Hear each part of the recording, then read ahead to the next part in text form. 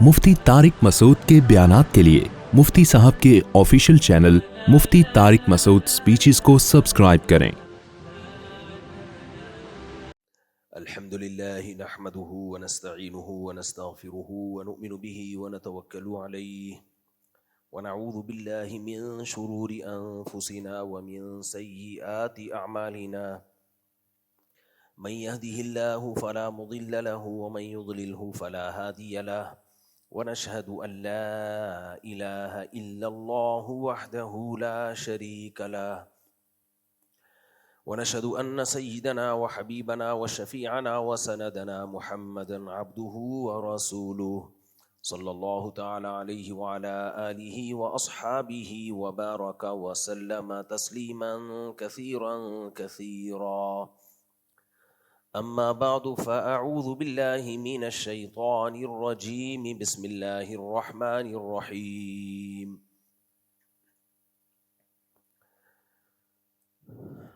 فمن زحزح عن النار وأدخل الجنة فقد فاز وما الحياة الدنيا إلا متاع الغرور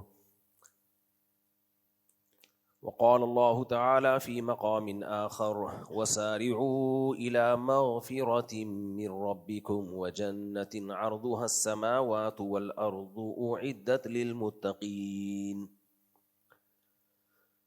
قرآن مجید کی چند آیات تلاوت کی ہیں۔ اللہ تعالیٰ سے دعا ہے اللہ تعالیٰ صحیح طرح سے بات کہنے کی، سننے کی، سمجھنے کی، اور پھر ہم سب کو اللہ تعالیٰ عمل کی توفیق عطا فرمائے۔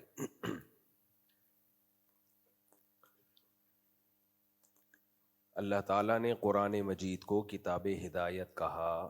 ہدایت کا مطلب گائیڈنس، رہنمائی۔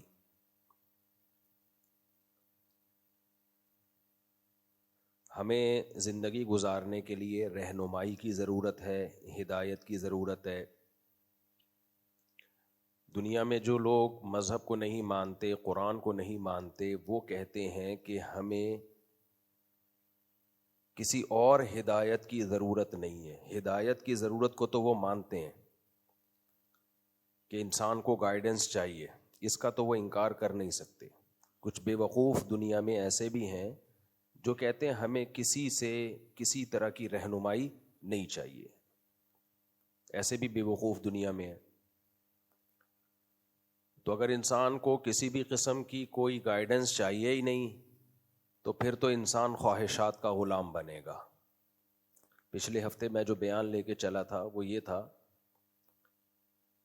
کہ انسان اگر کچھ قوانین میں اس کو جکڑنا پڑتا ہے، انسان کو کچھ باؤنڈ کرنا پڑتا ہے۔ اگر انسان کو بے لگام چھوڑ دیا جائے، اس کو یہ اختیار دے دیا جائے کہ جو چاہو کرو، تو انسان سے زیادہ خطرناک پھر اس کائنات کے لیے کوئی مخلوق نہیں ہے۔ تھوڑی دیر کے لیے فرض کر لیں ہمارے پاس کوئی ہدایت نہ ہو، کوئی رہنمائی نہ ہو، پشتوں میں کہتے ہیں اخپل طریقے سے ہم سب زندگی گزارنا شروع کر دیں، تو کیا ہوگا بھائی؟ وہی ہوگا جو جنگلوں میں ہوتا ہے، جنگل جیسی لائف ہوگی۔ شیر آزاد ہوتا ہے، کسی قانون کا پابند نہیں ہوتا۔ لہذا کیا ہوتا ہے جب شیر کو بھوک لگتی ہے، جو شکار سرے دست سامنے آ جائے وہ کھا جاتا ہے اس کو۔ کچھ جانوروں کو شیر نہیں کھاتا، وجہ اس کی یہ نہیں کہ وہ قانون کا پابند ہوتا ہے کہ یہ کھانا یہ نہیں کھانا، وجہ اس کی یہ ہے کہ اس کو وہ دل ہی نہیں کرتا کھانے کو۔ ہائنا ہے نا، وہ شیر نہیں کھاتا، اس کو گندا جانور ہے۔ شیر گھاس نہیں کھاتا، سبزیاں نہیں کھاتا، اس لیے نہیں کہ وہ ویجیٹیرین نہیں ہے، یا اس کو کسی نے گائیڈ کیا ہے کہ نہیں گوشت پہ سیٹ ہونا، کیٹو ڈائٹ رکھنا، ویجیٹیرین نہ بننا۔ بھائی اس لیے کہ اس کو دل ہی نہیں چاہتا۔ اس کو آپ سیب کھلائیں، انار کا جوس پلائیں، آپ ککڑیاں کھلائیں، خربوزے کھلائیں، وہ نہیں کھائے گا، گن پوائنٹ پہ بھی نہیں کھائے گا۔ اس کی طبیعت ہی مائل نہیں ہوتی ان چیزوں کی طرف۔ بکری کو اگر آپ گوشت کھلانا شروع کر دیں، بکری نہیں کھائے گی، اس کی طبیعت ہی مائل نہیں ہوتی، اس کو بکری دیکھا ہے اپنی مرضی سے کھاتی ہے۔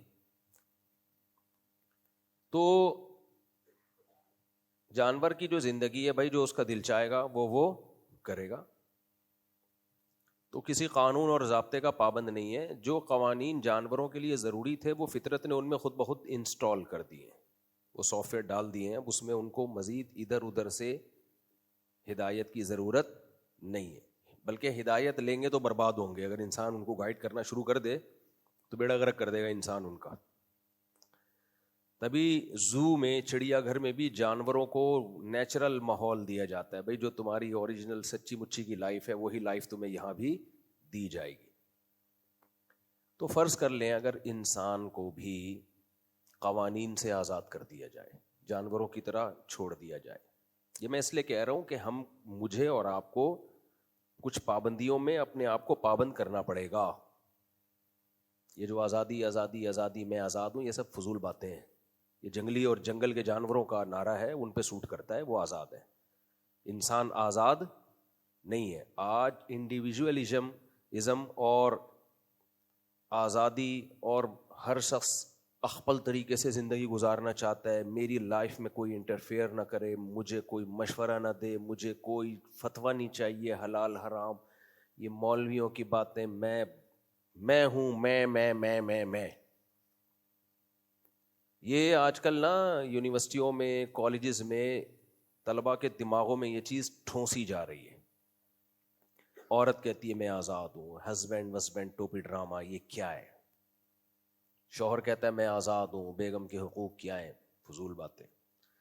اسٹوڈنٹس کہتے ہیں ہم ٹیچر کا ادب کیوں کریں بھائی، یہ پڑھانے کے تنخواہ لیتا ہے، پیسے لیتا ہے تو بس لے رہا ہے نا، جاب ہے اس کی. تو اسی وجہ سے ٹیچر کو آج کل سر کے بجائے ستار بھائی بھی کہا جانے لگا ہے، نام لینے لگے لوگ. اور ابھی تو کوئی پتہ نہیں، قرب قیامت میں لوگ باپ کا بھی نام لیں گے. وسیم صاحب آئے تھے ملاقات کے سلسلے میں، ابا کا نام کیا ہے بھائی؟ وسیم. تو لوگ ڈیڈی، پاپا، ابا، نا وسیم صاحب. تو یہ سب چیزیں بھی مارکیٹ میں کیا ہوں گی؟ بولو، چلیں گی. تو کیونکہ انسان کیا ہو رہا ہے، تمام جکڑ بندیوں سے، تمام پابندیوں سے کیا چاہ رہا ہے؟ آزاد. بہت ساری آزادیاں تو دلا دی ہیں. خواتین کو کپڑوں سے آزاد کر دیا، ان کا نجی معاملہ ہے بھائی، ڈریس پہنے نہ پہنے، تم اپنی نگاہوں کی حفاظت کرو. اگر بھائی ہم نگاہوں کی حفاظت کیوں کریں، پھر ہم نگاہ میں بھی کیا ہے، ہم آزاد ہیں. کیا خیال ہے بھائی؟ تو اس کو بھی آزادی دو، پھر جو چاہے کرے وہ. تو آزادی آزادی آزادی. تو میں یہ عرض کر رہا تھا کہ اگر انسان کو فرض کر لیں تھوڑی دیر کے لیے مکمل آزاد کر دیا جائے، جیسے جانور کیا ہوتے ہیں، بولو، آزاد. تھوڑی دیر کے لیے فرض کر لیں، کیا مزے کی لائف ہوگی. تھوڑے دن کی ہوگی، اس کے بعد تو بیڑا غرق ہو جائے گا. تو آپ جب صبح اٹھیں گے آپ کو لگے گی بھوک. اب ایک طریقہ تو یہ ہے کہ آپ جائیں، جاب کریں، 7-8 گھنٹے کی جاب کریں، ایک تنخواہ لے کے آئیں. آسان طریقہ کیا ہے، بندوق لیں، کسی کے سر کنپٹی بھی رکھیں، اس کی جیب سے پیسے نکالیں، بیٹھے بیٹھے. کیا ہو گیا؟ کراچی میں تو یہ اتنا آسان ہے کہ نقلی بندوق سے بھی لوگ اپنا موبائل پکڑا دیتے ہیں. نقلی بندوق لے لیں، پسٹل لے لیں، رکھی، اس نے موبائل نکال کے دیا، اس ڈر سے کہ یار مار نہ دے. تو ایک دن میں کتنا پیسہ کما لو گے آپ؟ کیا خیال ہے بھائی؟ تو اس طرح کی 20 چیزیں ہیں. آپ کو جب شہوت پیدا ہوتی ہے، جانور لوگ ان میں جو میل فیمیل کی طرف کوئی کانٹریکٹ کر کے جاتے ہیں بھائی، زبردستی جاتے ہیں بس. تو مرد بھی ایسے ہی جابر بن جائیں گے، خواتین کے ساتھ جبری زیادتیاں شروع ہو جائیں گی، بچوں کے ساتھ جبری زیادتیاں شروع ہو جائیں. کیسے کیسے بھیانک واقعات سامنے آ رہے ہیں.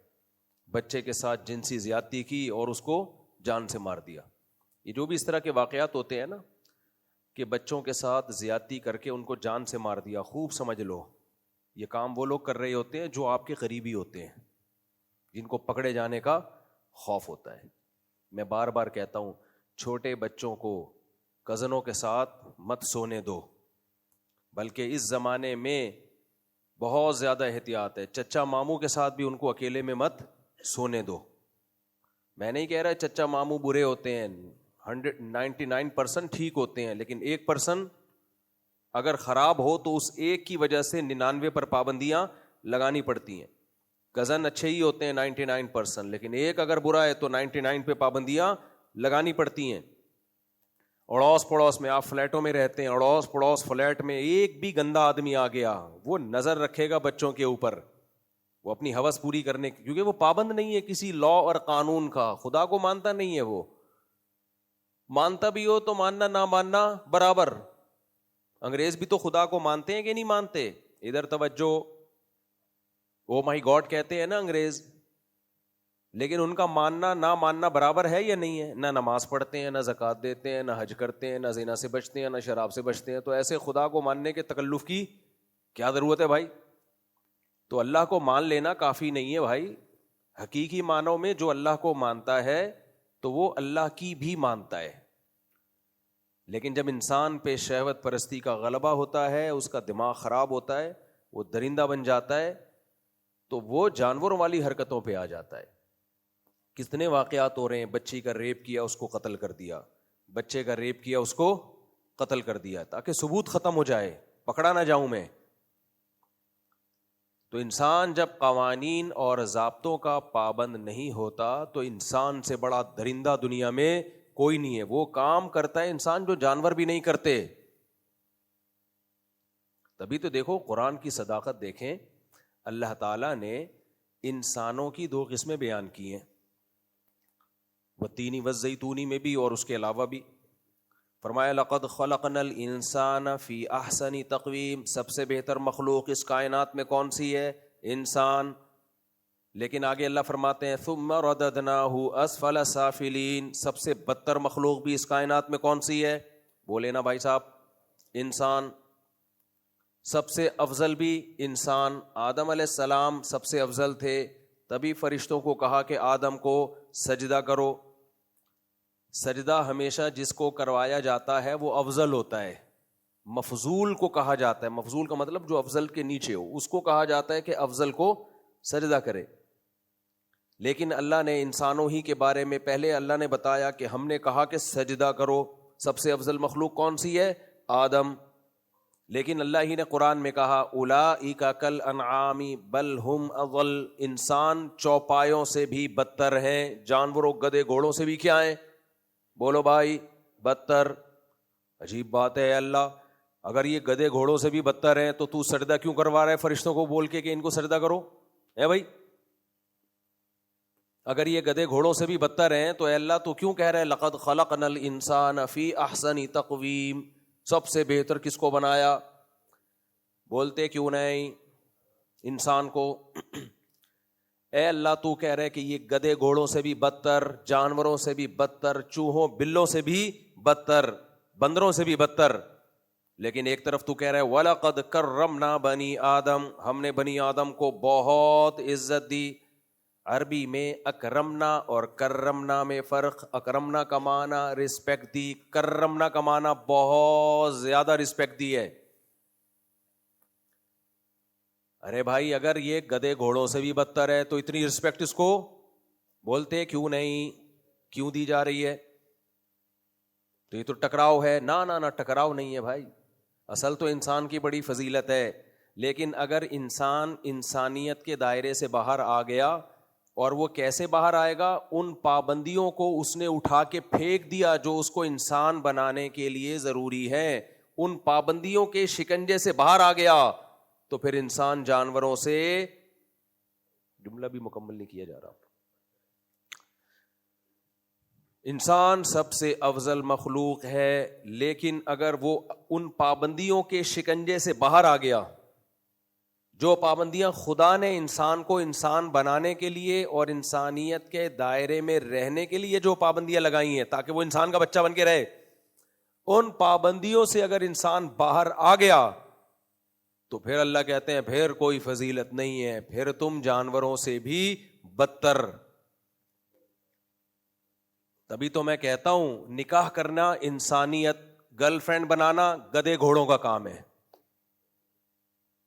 جو بھی آ کے آپ کے سامنے کہہ رہا ہوں میری گرل فرینڈ ان سے ملی ہے, کام تو نے کتوں جیسا کیا یار. Physical relation, girl friend boy friend کیا ہوتا ہے؟ Physical relation. جب چاہو بریک اپ, دونوں کو آپشن ہوتا ہے, یہ چاہے بریک اپ وہ چاہے بریک اپ.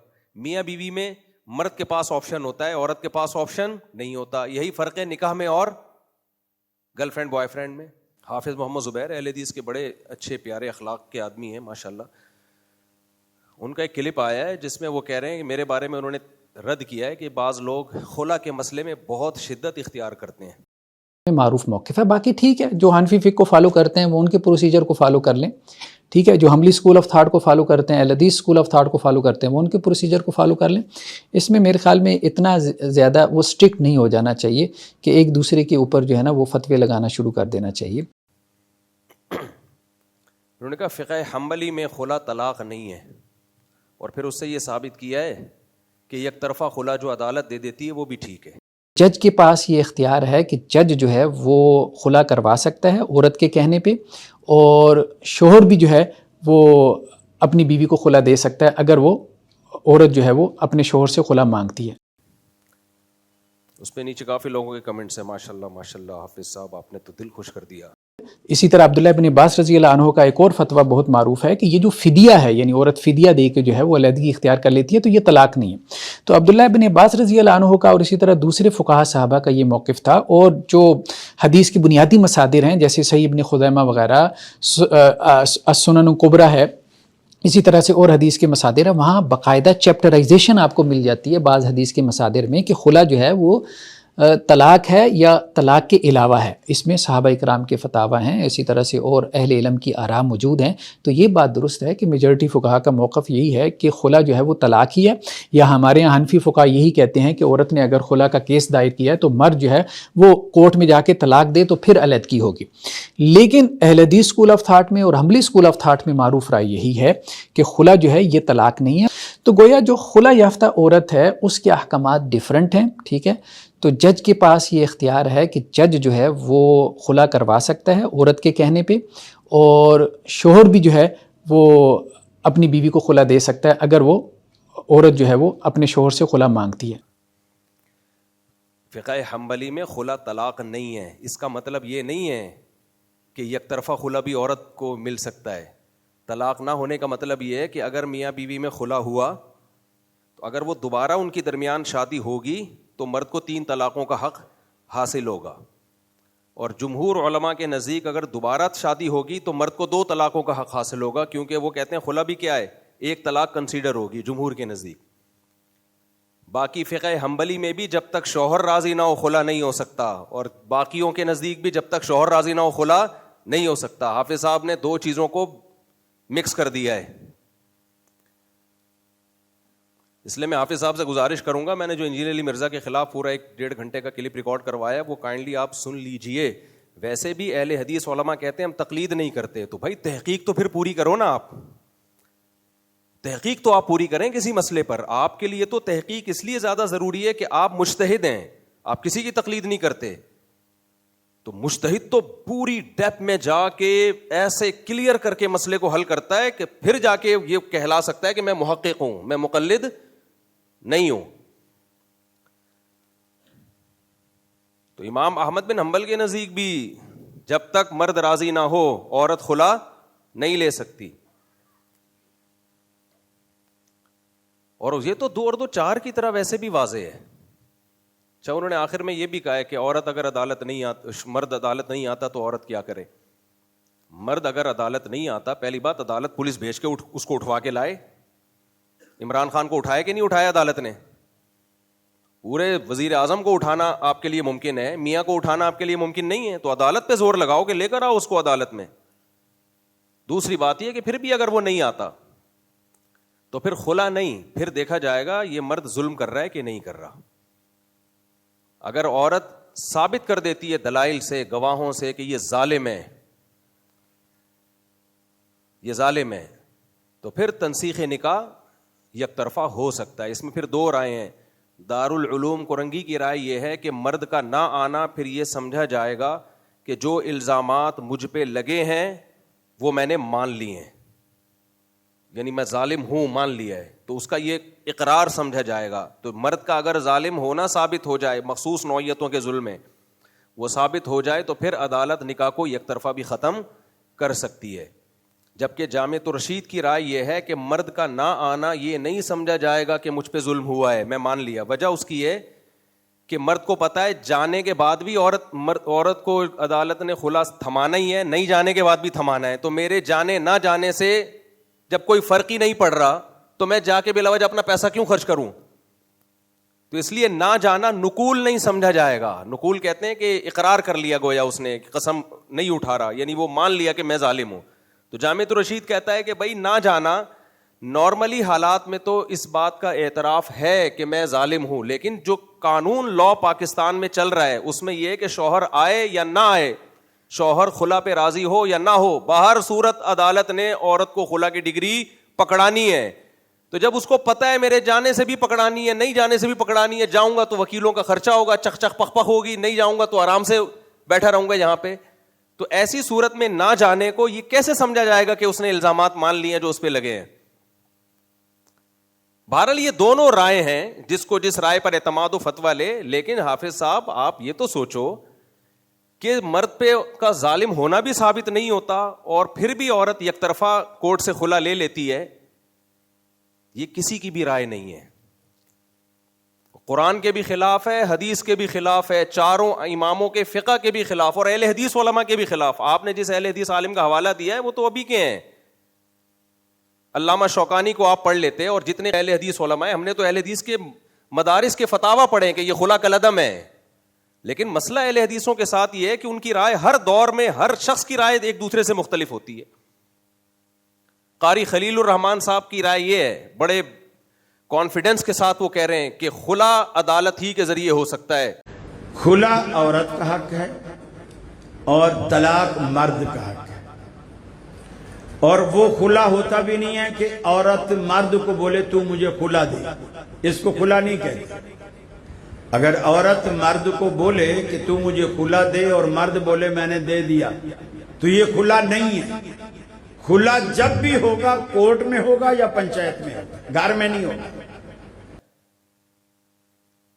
میاں بیوی آپس میں خلا کے ایگریمنٹ عدالت کے بغیر نہیں کر سکتے، جبکہ حافظ زبیر صاحب کہہ رہے ہیں کہ اگر عورت شوہر سے خلا مانگتی ہے، شوہر اس کو پرسنلی خلا دے دیتا تو بھی ہو جائے گا. جج کے پاس یہ اختیار ہے کہ جج جو ہے وہ خلا کروا سکتا ہے عورت کے کہنے پہ، اور شوہر بھی جو ہے وہ اپنی بیوی کو خلا دے سکتا ہے اگر وہ عورت جو ہے وہ اپنے شوہر سے خلا مانگتی ہے. لیکن اگر شوہر جو ہے وہ خلا نہیں دیتا تو پھر ایسی صورت میں عورت جو ہے وہ کورٹ کی طرف رجوع کرے. دونوں اہل حدیث کے بڑے علماء میں شمار ہوتے ہیں اور دونوں کی رائے کیا ہے، جبکہ دونوں کا دعویٰ یہ ہے کہ ہم تحقیق کے بعد جواب دے رہے ہیں. تو اہل حدیث کا کوئی ایک موقف ہو تو آدمی کہے کہ یہ اہل حدیث کا مسلک ہے. دو تین بیٹھے ہوں گے نا، پھر ہم بریلویوں سے نہیں لڑیں گے، آپس میں لڑیں گے. یہ ہمارا مزاج ہے. پھر وہ اب مثال کوئی بھی مسئلہ دنیا کا بتا دو جس میں اہل حدیث سارے متفق. اب ایک بولے گا مسفل کیا سوال آیا کہ جی نماز کے فرضوں قیام جو رکوع ہوتا ہے، اس کے بعد جب بندہ سمع اللہ لمن حمدہ کہہ کر کھڑا ہوتا ہے تو ہاتھ باندھنے چاہیے یا چھوڑنے چاہیے. اب وہ اگر اہل حدیث باندھنے والا ہے تو وہ کہتا باندھنے چاہیے، میں بولتا 100% غلط ہے، ہاتھ چھوڑنے چاہیے. اب وہ بغلیں بجاتے اور ہم آپس میں مناظرہ کرتے. تو ان کا جو ہے مسئلہ وہ ہیں تقلیدی لوگ، جو امام کا مسئلہ وہ سب کا مسئلہ. ہم تو ہیں بے پیرے لوگ، ہمارا تو امام ہی کوئی نہیں ہے، ہم تو بے مرشد لوگ ہیں.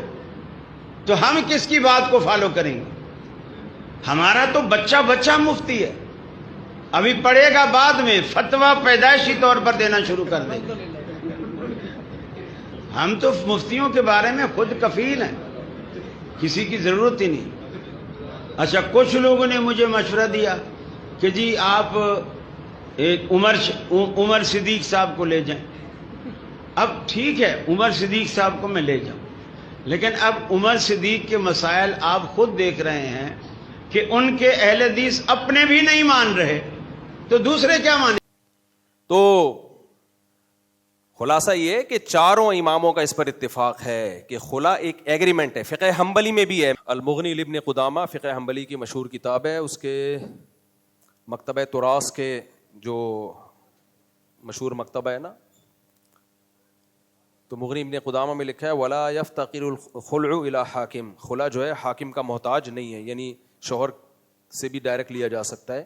نص علیہ احمد فقال یجوز الخلع دون السلطان رواہ البخاری.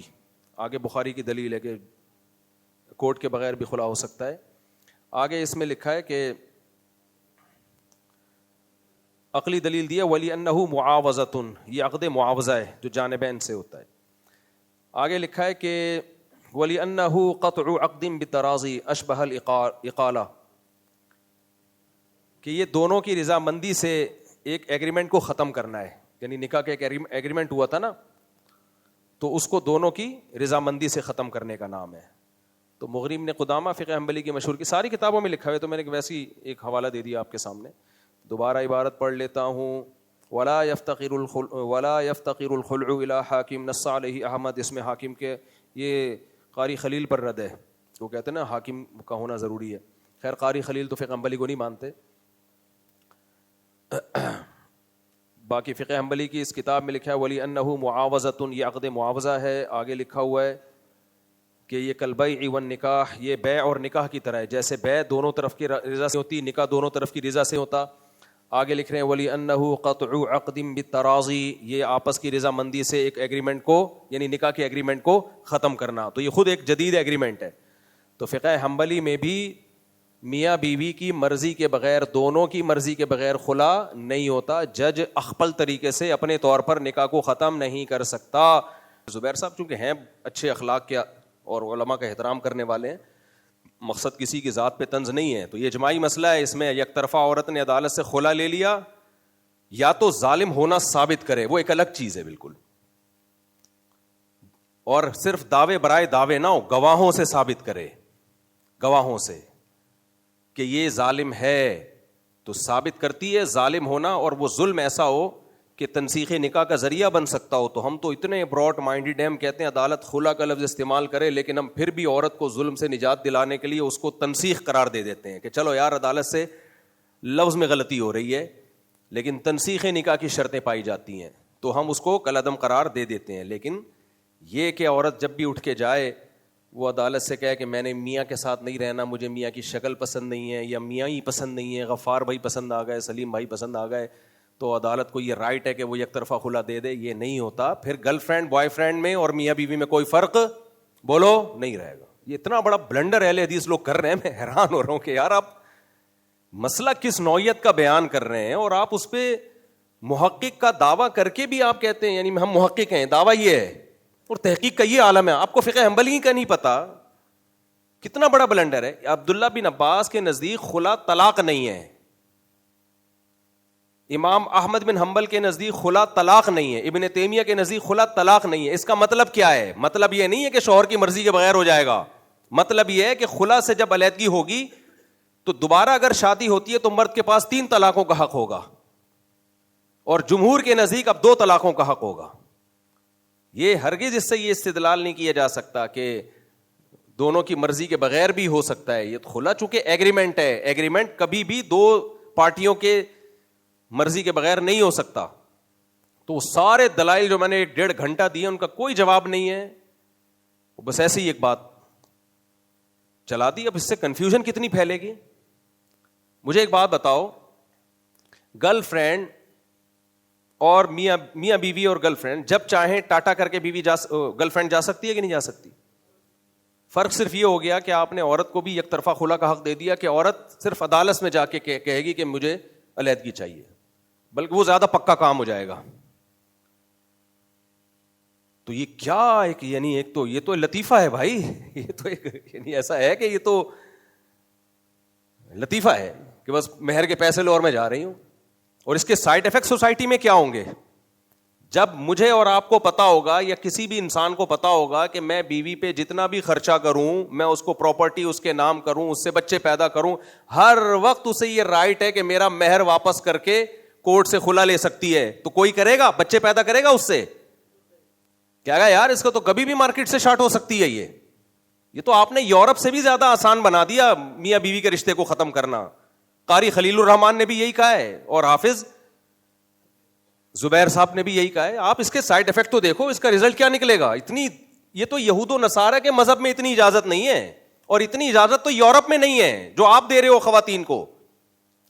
اور اس کا نقصان خواتین کو ہوگا بالآخر کہ مرد شادیاں کرنا چھوڑ دیں گے جب دیکھیں گے نا وسیم کی بیگم بھی بھاگ گئی. بھائی یہ والے وسیم نہیں جو بیان سن رہے ہیں ان کے علاوہ, غفار صاحب بھی بھاگ گئے ان کی بیگم بھی. تو جب یہ سوسائٹی میں زیادہ چلے گا تو مرد کہے گا بھائی ریزرو رہو, نہ بچے پیدا کرو اور نہ اس کو پراپرٹیاں دو, نہ ان کے نام مکان کرو, کسی بھی وقت ٹاٹا کر کے جا سکتی ہے. کیونکہ قالی خلیل الرحمان اہل حدیث وہ محقق مفتی طارق مسعود تو اندھا مقلد, فتویٰ مقلدوں کا نہیں چلتا, محققین کا چلتا ہے.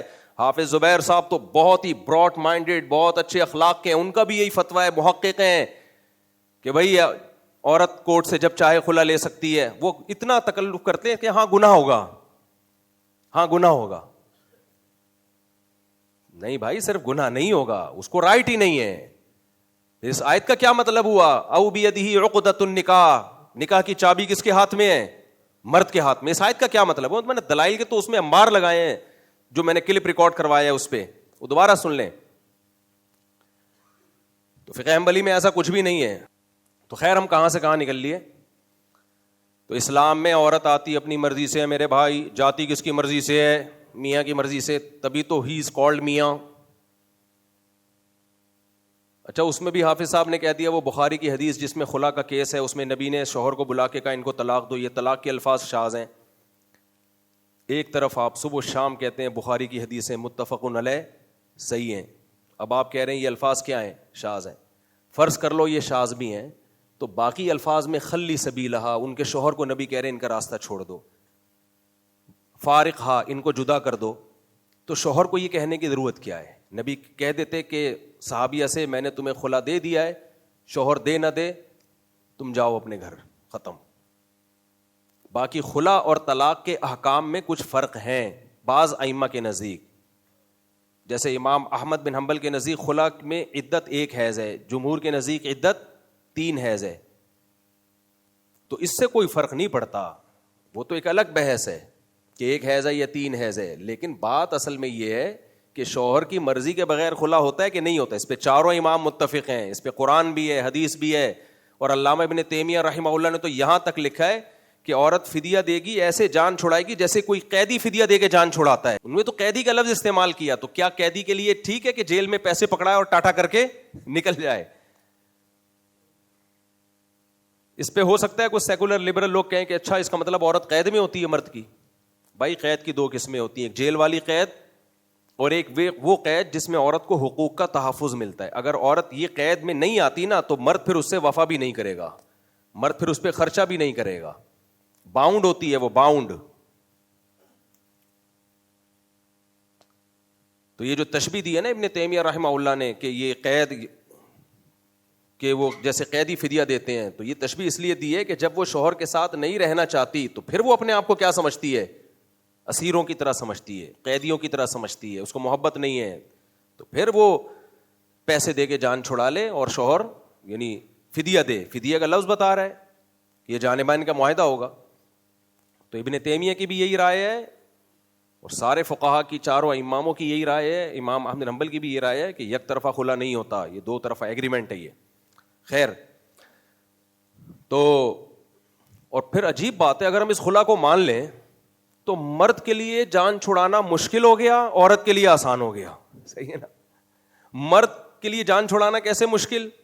وہ حالت حیض میں طلاق نہیں دے سکتا, وہ پاکی کے ایام میں دے گا, ہم بستری بھی نہ کی ہو, 1 طلاق دے گا اور اس سے نکاح ختم نہیں ہوگا, رجوع کا حق ہوگا, اگلے طہر میں دوسری دے گا, تیسرے طہر میں تیسری دے گا. مرد کو تو اتنی پابندیاں لگا دیں جو مرد ہے, اور عورت پہ کیا ہے, جائے کیس کرے, اگلی پیشی میں اس کو پکے ڈھکے کاغذ مل جائیں.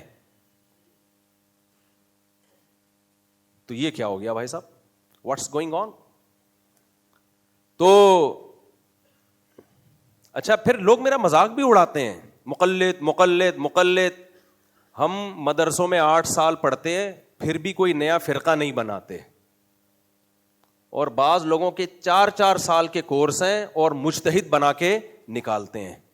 تو شکر ہے ہم مقلد ہیں, اللہ کا بڑا فضل ہے, کیوں مجتہدین کی تقلید کرتے ہیں. اگر ہم اندھے مقلد ہوتے تو ابو حنیفہ یا امام شافعی کی تقلید نہ کرتے. آج کل کے یہ جو محقق آ رہے ہیں ان کی تقلید کر رہے ہوتے پھر ہم, جیسے کہ اہل حدیث میں بہت سے لوگ کر رہے ہوتے ہیں. اس لیے میرے بھائی صاحب مقلد ہی رہو. ایک فقہ جو تواتر سے چلا آ رہا ہے نا, اس پہ چلو یہ زیادہ بہتر ہے. ورنہ آج تو ہر پتھر اٹھاؤ نیچے سے محقق نکل رہا ہے مارکیٹ میں یار. ہر آدمی نئی چیز لا رہا ہے مارکیٹ میں, ہر آدمی نئی چیز لا رہا ہے. جو امت کے اتفاقی اجماعی مسائل ہیں ان میں کنفیوژن پیدا کی جا رہی ہے. یہ تحقیق آپ کو مروائے گی بھائی. یہ اسلام نیا ہے یا پرانا ہے؟ تو جب 1200-1300 سال پہلے فقہ کو مدون کر لیا, مسائل پہ تحقیق کر کے کتابیں لکھ لی گئیں, تو آپ کو اب نئی چیزیں لانے کی ضرورت کیا ہے؟ یہاں یہ لوگ کہتے ہیں 1200-1300 سال پہلے کے بجائے ہم نبی کے دور میں کیوں نہیں چلے جائیں؟ نبی صلی اللہ علیہ وسلم کے دور میں جو اسلام تھا نا 1200-1300 سال پہلے, اسی کو مرتب کر کے لکھا گیا ہے. کوئی الگ چیز لکھی ہوتی تو پھر ہم کہتے ہیں اس کو ہٹاؤ وہاں جاؤ. جیسے مصحف عثمانی حضرت عثمان کے دور میں لکھا گیا, تو کوئی کہے میں قرآن لینے کے لیے نبی کے دور میں کیوں نہیں چلے جاؤں؟ بھائی نبی کے دور کا الگ نہیں تھا, وہی تھا جس کو حضرت عثمان نے مرتب کیا. کوئی کہے میں بخاری لینے کے لیے امام بخاری کے دور تک کیوں جاؤں, اس سے پہلے کیوں نہیں جاؤں؟ بھائی امام بخاری نے وہی کام کیا جو پہلے تھا, اس کو مرتب کیا ہے. تو جب قرآن میں مانتے ہو کہ بعد والوں نے مرتب کیا, بالکل ٹھیک کیا, حدیث کو مرتب کیا, بالکل ٹھیک کیا, تو قرآن و حدیث سے اجتہاد کر کے مسائل نکال کے مرتب کر دیے, تو وہ غلط کیسے ہو گیا بھائی صاحب؟ اس میں امت پہ آپ اعتماد کیوں نہیں کر رہے؟ خیر یہ ہم کہاں نکل لیے. تو حیران ہوتے ہیں. میں کل ایک مولانا صاحب آئے دارالعلوم کرنگی کے, بڑے اچھے آدمی تھے. میں نے کہا حضرت میڈیا پہ آؤ, وہ کتاب لکھ رہے ہیں زبردست تحقیقی ہیں, بڑے اچھے ماشاءاللہ ذی استعداد. میں نے کہا اتنا علم ماشاءاللہ اللہ نے آپ کو دیا ہے, پبلک نہیں سنتی. وہ علم لے کے آپ کمروں میں بند ہو کے کہاں جاؤ گے میرے بھائی؟ میڈیا پہ کون آ رہا ہے؟ دیکھو آپ میڈیا پہ کس طرح کے لوگ آ رہے ہیں. ایک کچھ کہہ رہا ہے, دوسرا کچھ کہہ رہا ہے, تیسرا کچھ کہہ رہا ہے, چوتھا کچھ کہہ رہا ہے. ایک امت کا ایک بیڑا غرق ہوا ہے. جاپان میں ایک صاحب نے مجھے بتایا کتنے غیر مسلم یہاں مسلمان ہوتے ہیں دوبارہ مرتد ہو جاتے ہیں جب وہ یوٹیوب پہ سرچ کرتے ہیں نا اسکالرس کو, یہ اسکالر یہ کہہ رہا ہے, دوسرا یہ کہہ رہا ہے, تیسرا یہ کہہ رہا ہے. تو لوگ کہتے ہیں وہ تحقیق کریں. تحقیق کا نتیجہ کیا نکلتا ہے؟ وہ کہہ رہے ہیں جب یہ اتنے بڑے بڑے محققین جو تحقیق کر کے ایک رائے پہ متفق نہیں ہو رہے ہیں اور اتنے بڑی بڑی اختلاف ہو رہے ہیں ان کے مسائل میں, تو کہہ رہا ہے میں نیا مسلمان ہونے والا, میں کہاں سے تحقیق کر کے فیصلہ کروں بھائی؟ پہلے بھی تو لوگ مسلمان ہوتے تھے. کیسے ہوتے تھے بھائی؟ جس ملک میں جو فقہ رائج ہے وہ فقہ اہل سنت والجماعت کا. اہل سنت والجماعت سے خارج ہونے کی اجازت نہیں ہے, وہ تو بالکل پھر کنٹرول سے باہر ہیں. اہل سنت والجماعت قرآن کو, حدیث کو, قیاس کو حجت مانتے ہیں, صحابہ کو حجت مانتے ہیں. پھر اگر ان کا اختلاف ہوتا ہے تو وہ اختلاف شریعت میں قابل برداشت ہے.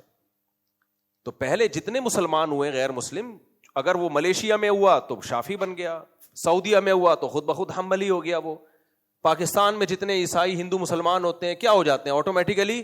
حنفی. تو چار جو فقہ اسلام میں اہل سنت والجماعت کے, انہی میں سے کسی ایک کو فالو کرتے ہیں. بڑے آرام سے ایسی کوئی زندگی گزر رہی ہے. آپ نے لے جا کے اس کو ایک ایسی جنگ میں ڈال دیا کہ نا نا نا نا خود تحقیق کرو. پھر وہ انجینئر علی مرزا کو سنتا ہے, پھر وہ آمدی صاحب کو سنتا ہے, پھر وہ فلاں کو سنتا ہے, وہ بوکھلا جاتا ہے. میرے سامنے 2 کیس ایسے آئے ہیں کہ آغا خانی سے مسلمان ہوئے دوبارہ مرتد ہو گئے. جب فلاں کا سنا اس نے کہا جماعت المسلمین ہی برحق ہے, باقی سارے کیا ہیں جہنم میں. فلاں کو سنا تو اس نے کہا یہ ٹھیک ہے. ان کا بھائی ان کا تو, کیونکہ فقہی مسائل میں ہمیں مجتہدین کی ضرورت پڑتی ہے. قرآن بہت آسان ہے فضائل کے لیے, حدیث بہت آسان ہے فضائل کے لیے, مسائل کے لیے نا نا نا نا. مسائل کے لیے آسان ہوتی تو فقہا کا اختلاف نہ ہوتا. پھر قرآن یہ نہ کہتا ہے لعلمہ الذین یستنبطونہ منہم, اس کی ڈیپ میں جا کے مسائل نکالیں گے ماہرین. پھر حدیث میں یہ نہ ہوتا رب حامل فقہ غیر فقیہ, بہت سے لوگ علم کی بات جانتے ہیں سمجھتے نہیں ہیں. بلکہ نبی فرماتے جو بھی علم کی بات جانتا ہے بس وہ سمجھتا بھی ہے اور وہ اسی پر فیصلہ کر دے. نا نا نا نا, نبی نے امت کو 2 حصوں میں ڈیوائڈ کیا, فقیہ اور غیر فقیہ. تو ہم کہاں سے بات لے کے چلے تھے بھائی؟ دوبارہ آ جائیں. بات کیا چل رہی؟ آزادی. ہاں یہاں بھی ہے آزادی, فقہ سے آزادی, یہ بھی آزادی کے عنوان میں آپ داخل کر لیں. جب مذاہب 4 جو متواتر متداول ہیں ان کی فقہ سے آپ آزاد ہو جاؤ گے نا تو قرآن و سنت بھی بے لگام ہو جائے گا. تو جس کا رزلٹ پھر یہ نکلے گا جو نکل رہا ہے. خود اہل حدیث علماء میں اتنا, وہ خود بیچارے جو صحیح سنجیدہ علماء ہیں وہ خود بھی ٹینشن میں ہے کہ ہماری عوام کدھر جا رہی ہے. اگر کوئی عالم یہ سمجھتا ہے اہل حدیثوں میں جو بہت جس کو ذی استعداد ہو, وہ یہ سمجھتا ہے کہ میں کسی کی تقلید نہیں کروں گا مذاہب اربعہ میں سے, تو نہ کرے بھائی, اپنی ذات کی حد تک رکھو. آپ نہ کریں. اگر آپ یہ سمجھتے ہیں کہ میں اتنا پاورفل ہو گیا ہوں کہ میرے پاس علم کا اتنا سمندر آ گیا کہ اب مجھے ابو حنیفہ یا شافعی کی ضرورت نہیں ہے, میں خود تخریج کروں گا. جیسے علامہ شوکانی رحمۃ اللہ علیہ تھے, ان کا خیال اپنے بارے میں یہ تھا کہ مجھے اللہ نے اتنا علم دیا ہے کہ مجھے مذاہب اربعہ میں سے کسی کی ضرورت نہیں ہے. تو ٹھیک ہے, نہ کریں آپ.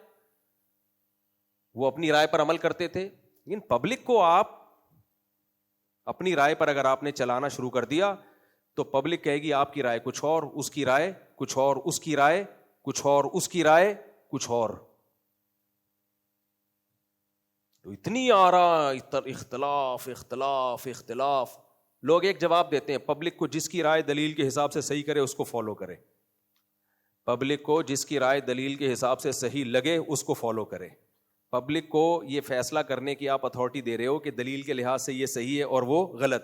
جس کو پبلک صحیح کہہ رہی ہے اس کو وہ والا صحیح نہیں لگ رہا, اور جس کو وہ غلط کہہ رہی ہے اس کو یہ والا صحیح نہیں لگ رہا. یعنی وہ دو محقق فیصلہ نہیں کر پا رہے کہ اس میں دلیل کے لحاظ سے صحیح بات کیا ہے, اور ٹماٹر والا فیصلہ کر دے گا کہ دلیل کے لحاظ سے اس میں یہ صحیح ہے وہ غلط ہے. کچھ باتیں کہنے کی حد تک بہت اٹریکٹیو ہوتی ہیں, پریکٹیکل لائف میں اس کی کوئی ویلیو بولو نہیں ہوتی, عملی زندگی میں اس کی ویلیو نہیں ہوتی. اس کو پابند بنانا پڑے گا آپ کو, ورنہ وہ پھر خواہشات نفسانیہ کا غلام ہوگا, ایک ادھر سے ایک ادھر سے. ہمارے ایک دوست ہیں جاننے والے دبئی میں, وہ سود کا بزنس کر رہے ہیں دبا کے. ان کو میں نے سمجھایا, کہہ رہے ہیں غامدی صاحب کا فتویٰ ہی ہے, اور دلیل سے بات کی ہے غامدی صاحب نے. میں نے کہا پوری امت میں یہ والا سود حرام ہے, پوری امت کا اجماع ہے. تو جواب میں کہتے ہیں بھائی غامدی صاحب اس اجماع کو نہیں مانتے. میں نے ان کو سمجھانے کی کوشش کی, لیکن ایک آدمی کا مینٹل لیول بھی تو ہو نا سمجھنے کا. میں نے کہا پوری امت ایک طرف ہے, غامدی صاحب ایک طرف ہیں, کیا یہ پوری امت غلط ہے؟ ایک غامدی صاحب صحیح ہے اس مسئلے میں؟ ان کو میں نے 20 طریقے سے سمجھایا, لیکن نہیں آ رہا سمجھ میں, کیونکہ ہر آدمی کا مینٹل لیول دوسرے سے ڈفرینٹ ہے. تو وہ اس کو فالو کر رہے ہیں. تو اور کچھ لوگوں نے اتنا غلو کر لیا کہ قسطوں کے کاروبار کو بھی, اگر آپ نے قسطوں پہ آپ کا نفع زیادہ ہے تو اس کو بھی حرام قرار دے دیا.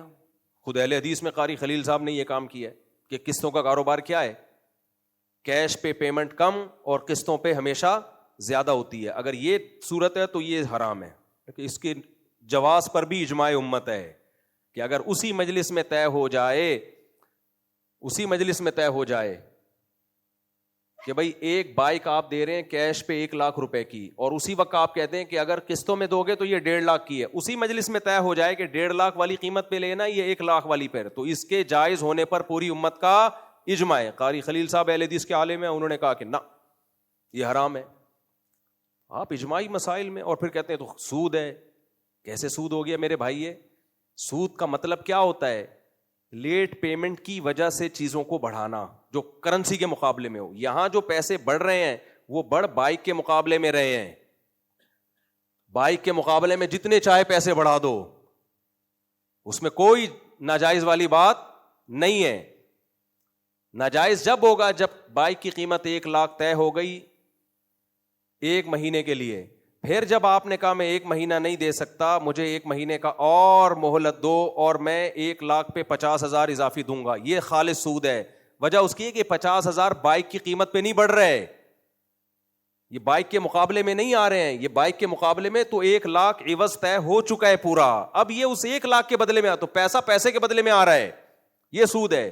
لیکن یہ باریک فرق یہ قاری خلیل صاحب کے سمجھ میں, کیونکہ فقہ پراپر وے میں پڑھا ہی نہیں ہے. کسی نے پیچھے سے کان میں بولا کہ ابن تیمیہ نے لکھا ہے کہ قسطوں کے کاروبار کے جواز پر اجماع ہے, تو پھر خود ہی کسی نے پیچھے سے بول دیا وہ قرآن و سنت کے خلاف اجماع, اس لیے حجت نہیں ہے. بھائی صاحب قرآن و سنت کے خلاف اجماع ہو ہی نہیں سکتا, کیونکہ نبی نے فرمایا میری امت گمراہی پہ جمع نہیں ہو سکتی. اگر آپ کو لگ رہا ہے یہ قرآن و سنت کے خلاف اجماع ہے تو آپ کی فہم کی غلطی ہے. اجماع غلط نہیں ہو سکتا. پوری امت قرآن و سنت کا ایک مطلب سمجھ رہی ہے, آپ کچھ اور مطلب سمجھ رہے ہو, تو پوری امت غلط نہیں ہے حدیث کی روشنی میں. غلط کون ہے؟ آپ ہو.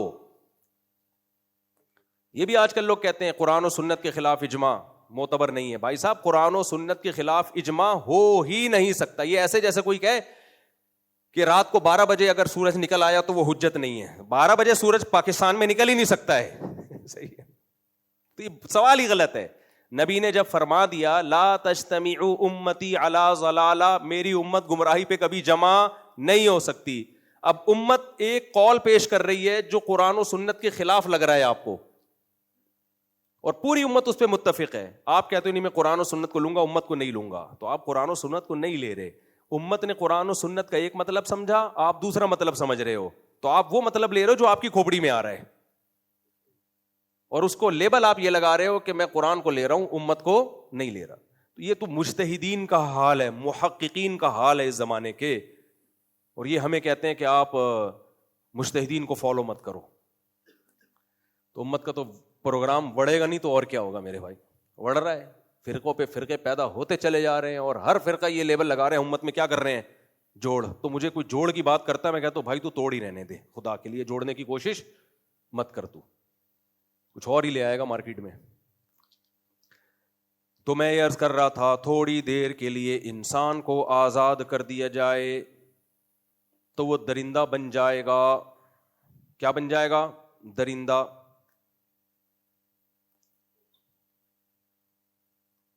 بھوک لگے گی چوریاں کرے گا, قتل کرے گا.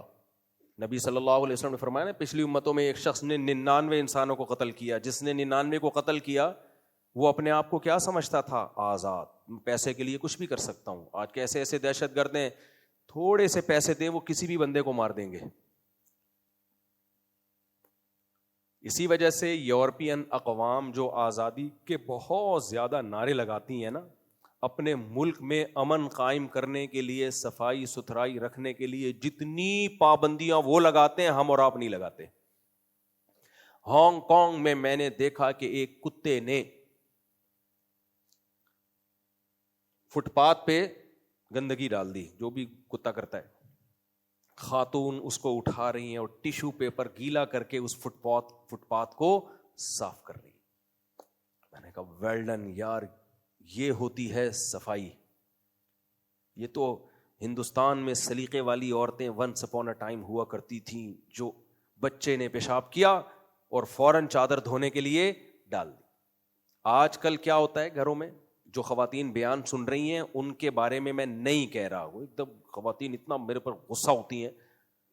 اچھا, یہ جو میں خلا کی بات کرتا ہوں نا, عورت کے پاس طلاق کا حق نہیں ہے, یا وہ خلا کا حق نہ, خلا کا حق ہے کا مطلب یہ ہے کہ اس پیسے دے کے شوہر کو راضی کر سکتی ہے, اس میں گناہ نہیں ہے. یہ حق مطلب یہ ہے, یہ مطلب نہیں ہے کہ اس کے پاس بھی اسی طرح شوہر کو چھوڑنے کا حق ہے جیسے مرد کے پاس ہے. یہ تو اس میں بھی خواتین غصے ہوتی ہیں, لو یہ مولوی تو ہمیشہ ہمارے خلاف بولتا ہے. او بھائی, آپ کو لگتا ہے میں آپ کے خلاف بول رہا ہوں, حقیقت میں آپ کو فیور کر رہا ہوں, کیونکہ جس دن عورت کے پاس یہ حق آ گیا, مرد گرل فرینڈ بنائے گا آپ کو, شادی کرنا چھوڑ دے گا.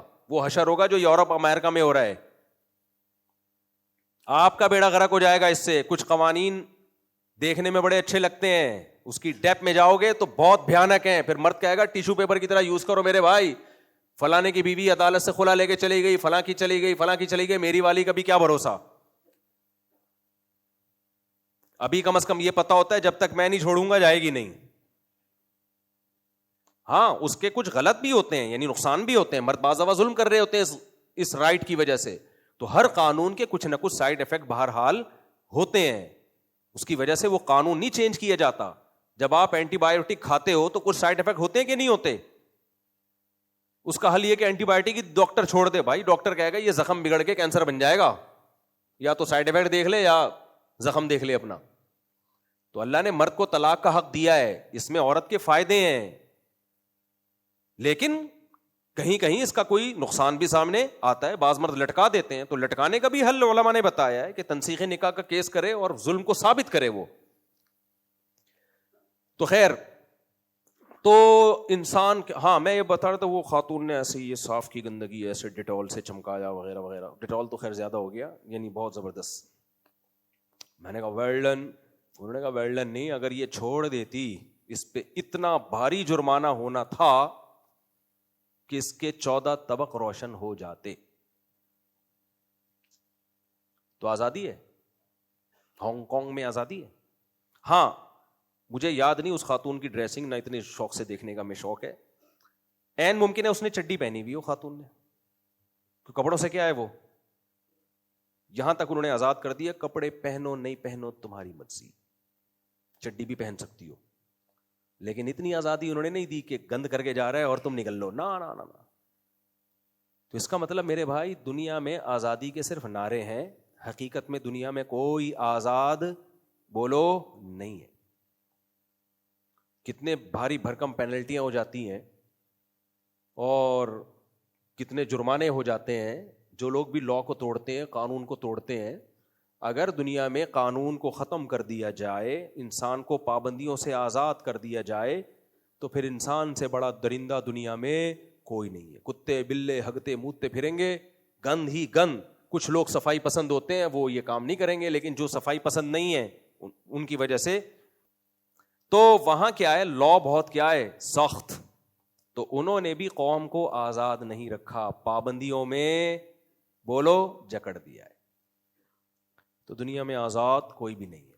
تو میرے بھائی جب آزاد کوئی بھی نہیں ہے تو کچھ پابندیاں انسانوں کے لیے لگاتا ہے قانون سازی, اور کچھ پابندیاں اللہ کرتا ہے. تو ہم دونوں کی پابندیوں کو جب کمپیئر کرتے ہیں تو جو اللہ نے جو, اچھا کچھ آزادیاں انسانوں نے انسانوں سے چھینی ہیں, لیکن وہ آزادیاں اللہ نے انسانوں کو دی ہیں. تو ہم اللہ کی دی ہوئی آزادیوں کو غیر مسلم کنٹریز کی دی ہوئی آزادیوں سے کمپیئر کرتے ہیں, اور اللہ کی لگائی ہوئی پابندیوں کو غیر مسلموں کی لگائی ہوئی پابندیوں سے کمپیئر کرتے ہیں. تو اللہ کا پلڑا دونوں چیزوں میں ہمیں بھاری نظر آئے گا. سمجھتا نہیں ہے بات کو, جب نہیں پڑھے گا رات کو تو کیسے سمجھے گا بات کو. ہمارے طلبہ جب صبح سبق سمجھ میں نہیں آ رہا ہوتا تھا نا, ہم ان سے کہتے تھے بیٹا جب نہیں پڑھو گے رات کو تو کیسے سمجھو گے بات کو. رات کو اسٹڈی مطالعہ کرنا ضروری ہے, پھر سبق سمجھ میں آتا ہے. آج کل تو طلبہ کے ہاتھ میں موبائل, ٹک ٹاک, فیس بک سے ہی فرصت نہیں مل رہی. تو مارکیٹ میں جو مولانا آ رہے ہیں نا مارکیٹ میں, وہ بھی بیچارے اکثر فارغ, کیونکہ 8-8 سال مدرسوں میں چھپ چھپ کے ٹک ٹاک, فیس بک اسی پہ لگے رہتے ہیں, سیلفیاں بنا کے سر میں لگا کے اپنی تصویریں ڈال رہے ہوتے ہیں. بس یہی رہ گیا ان کا, استعداد تباہ کر دیے. خیر, تو اللہ تعالیٰ نے پابندی لگائی ہے, شراب مت پیو. کیا مت کرو؟ شراب مت پیو. غیر مسلموں نے یہ پابندی نہیں لگائی, جس کا نتیجہ کیا نکلتا ہے, وہاں اتنے سخت قوانین ہیں, اس کے باوجود بھی جرائم کی روک تھام نہیں ہے. پینے والے کو کیسے آپ روک سکتے ہو کہ یہ کرو یہ مت کرو؟ وہ تو پی کے آیا ہے نا, اس کی تو کھوپڑی کام ہی نہیں کر رہی ہے. سمجھ میں بات اس کی آتی ہے جس کی کھوپڑی کام کر رہی ہے. کیا کچھ نہیں ہوتا, پی کے نکلا, ایک خاتون کے دانت توڑ دیے, کوئی کیس بھی نہیں بنا. چھوٹا موٹا کچھ پیسے دے دو کیونکہ پیا ہوا تھا بھائی, ہاں زیادہ پی لی تھی, اس کا جرمانہ تھوڑا سا دے دو آپ. وہ کہتے کوئی بات نہیں, اتنے پیسے اور شراب کی بوتل میں کمپیئر کرو تو ابھی بھی چلے گا. کہہ رہے انہوں نے زنا کی اجازت دے دی, اسلام نے زنا پر بولو پابندی لگا دی. جب زنا کی انہوں نے اجازت دے دی, آزادی, عورت کا بیڑا غرق. جب مرد کو سستے میں عورت مل رہی ہے تو وہ بیوی بنانے کے تکلف کی ضرورت کیا ہے؟ اس کو وہ اولاد بھی نہیں پیدا کرتا, وہ اس سے ایک آدھ ہو جاتے ہیں.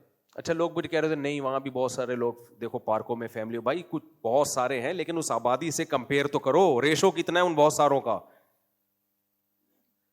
اس پہ تو میں کئی بار بول چکا ہوں کہ زنا کے کیا کیا نقصانات ہیں. ابھی ہم ایک کنٹری میں تھے, نام نہیں لوں گا کنٹری کا, بہت ترقی یافتہ ملک ہے, سب جانے کو ترستے ہیں, تڑپتے ہیں, ہائے ہائے ہمیں وہاں کا ویزا مل جائے. اچھا میرے بارے میں لوگ بہت کہہ رہے ہیں مفتی صاحب کینیڈا کی نیشنلٹی کے لیے اب اسائلم لیں گے. میں نے لینا ہوتا اسی وقت لے لیتا, میں جب مسائل چل رہے تھے. اس کے بعد بھی میں کینیڈا گیا ہوں, 3 دن میں واپس آ گیا ہوں. سمجھتے ہو کہ نہیں سمجھتے؟ تو کوئی اسائلم لینے کا بالکل بھی ارادہ نہیں ہے. برا نہیں ہے اگر کسی کے لیے حالات خراب ہوں تو لے سکتا ہے, لیکن ہمارا کوئی پروگرام نہیں ہے. تو کچھ لوگ پروپیگنڈا کر رہے ہیں میرے خلاف، اصل میں یہ یہاں وہاں نہیں، ایسا ان کا ارادہ ہے. ہمارا تو دل نہیں لگتا بھائی گھر سے باہر. جو سوشل لائف یہاں پر ہے وہ باہر ملکوں میں نہیں ہے. میں نے بڑے بڑے کروڑ پتی لوگوں کو دیکھا ہے، ان کے پاس وہاں کی نیشنلٹی ہیں، رہتے کراچی میں ہی ہیں، پاکستان میں ہی ہیں. کہتے ہیں یار کوئی نہ اڑوس کا پتہ نہ پڑوس کا پتہ، کوئی سلام دعا نہیں، کوئی انڈی والی نہیں، سمجھتے ہو، کوئی دغت مغت نہیں ہے، پشتوں میں کہتے ہیں دغت، جوڑ توڑ سنگ مروڑ نہیں ہے، کچھ بھی نہیں ہے. ادھر جاؤ ایک بڈھا رہ رہا ہوگا اس گھر میں، ایک بڑھیا رہ رہی ہوگی اس گھر میں، ایک کتا رہ رہا ہوگا اس گھر میں، ایک بلی رہ رہی ہوگی، بس یہ ٹوٹل لائف ہے. تو کیا دل لگے گا یار. خالی اچھی سڑکیں ہی تھوڑی ہوتی ہیں، اور پاکستان میں بھی ایسے بہت سے علاقے ہیں بہترین سڑکیں ہیں. آپ ذرا اچھے پوش علاقے میں چلے جاؤ بھائی، ملیر کینٹ چلے جاؤ، ڈیفینس چلے جاؤ، گلشن اقبال بھی اتنا برا نہیں ہے. ہمارا نارتھ کراچی ہی کا پروگرام بڑھا ہوا ہے، اور یہاں بھی بعض اچھے علاقے بھی ہیں. خیر ابھی میں اس کی میں نہیں جاتا. تو ایسا نہیں ہے جنت کے باغات جیسے آپ سمجھتے ہو. پھر وہاں جا کے جن لوگوں کی لائف ہے وہ محنت کے بغیر، یہاں تو بے روزگار بھی پڑا ہوا ہوتا ہے، انجوائے کر رہا ہوتا ہے، ٹینشن دے رہا ہوتا ہے، لے نہیں رہا ہوتا. وہاں ایک دن بے روزگاری میں آپ گزارا نہیں کر سکتے. یہاں کی آمدن کم ہے، لیکن اس آمدن میں ہم نے لوگوں کو 20 افراد کو پالتے ہوئے دیکھا ہے. وہاں تو میاں اپنا کما رہا ہے، بیگم اپنا کما رہی ہے. تو وہاں بھی وہی رہتے ہیں جو کروڑ پتی ہوں، اور مذہب بھی ہو ان کے گھروں میں، دینداری ہو، پھر وہاں لائف کو لوگ انجوائے کرتے ہیں. ورنہ میرے بھائی آرام سے یہیں رہو.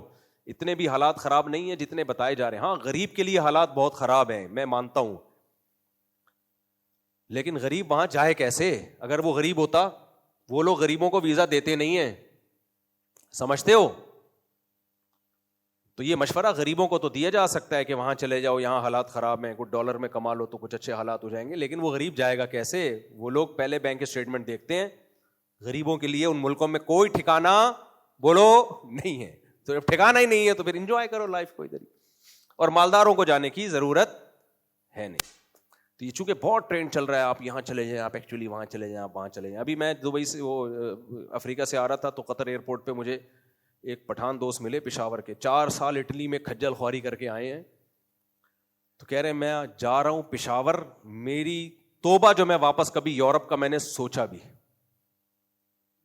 اذان کی آواز نہیں سنی کبھی. اب لبرل لوگ بولتے ہیں کیا ہو گیا اذان کی آواز نہیں سنی. بھائی صاحب آپ کے دل میں اللہ کی محبت کی رمق ہوگی تو آپ کو پتہ چلے گا کہ اذان کی آواز کانوں میں پڑھنے سے کیسا روحانی سکون ملتا ہے. تو خیر یہ ایک الگ ٹاپک ہے. ہم آج میں کلابازیاں بہت کھا رہا ہوں بیان میں. تو میرے بھائی اللہ میاں کی پابندیاں، اللہ میاں نے پابند کر دیا شراب مت پیو، اللہ میاں نے پابند کر دیا 5 ٹائم نماز پڑھو، اللہ میاں نے بہت سارے قوانین ہمارے لیے، ماں باپ کو اولڈ ہاؤس میں جمع مت کراؤ، گھر میں رکھو، ان کی قدموں میں جنت تلاش کرو. اللہ میاں نے پابند کر دیا رشتے جوڑو توڑو مت. اللہ نے کہہ دیا معذور بھائی یا بہن ہے تو آپ کی رسپانسبلٹی ہے اس کو پالنا، گورنمنٹ کی رسپانسبلٹی یہ نہیں ہے. یہ کس کی ذمہ داری ہے؟ آپ کی ذمہ داری ہے.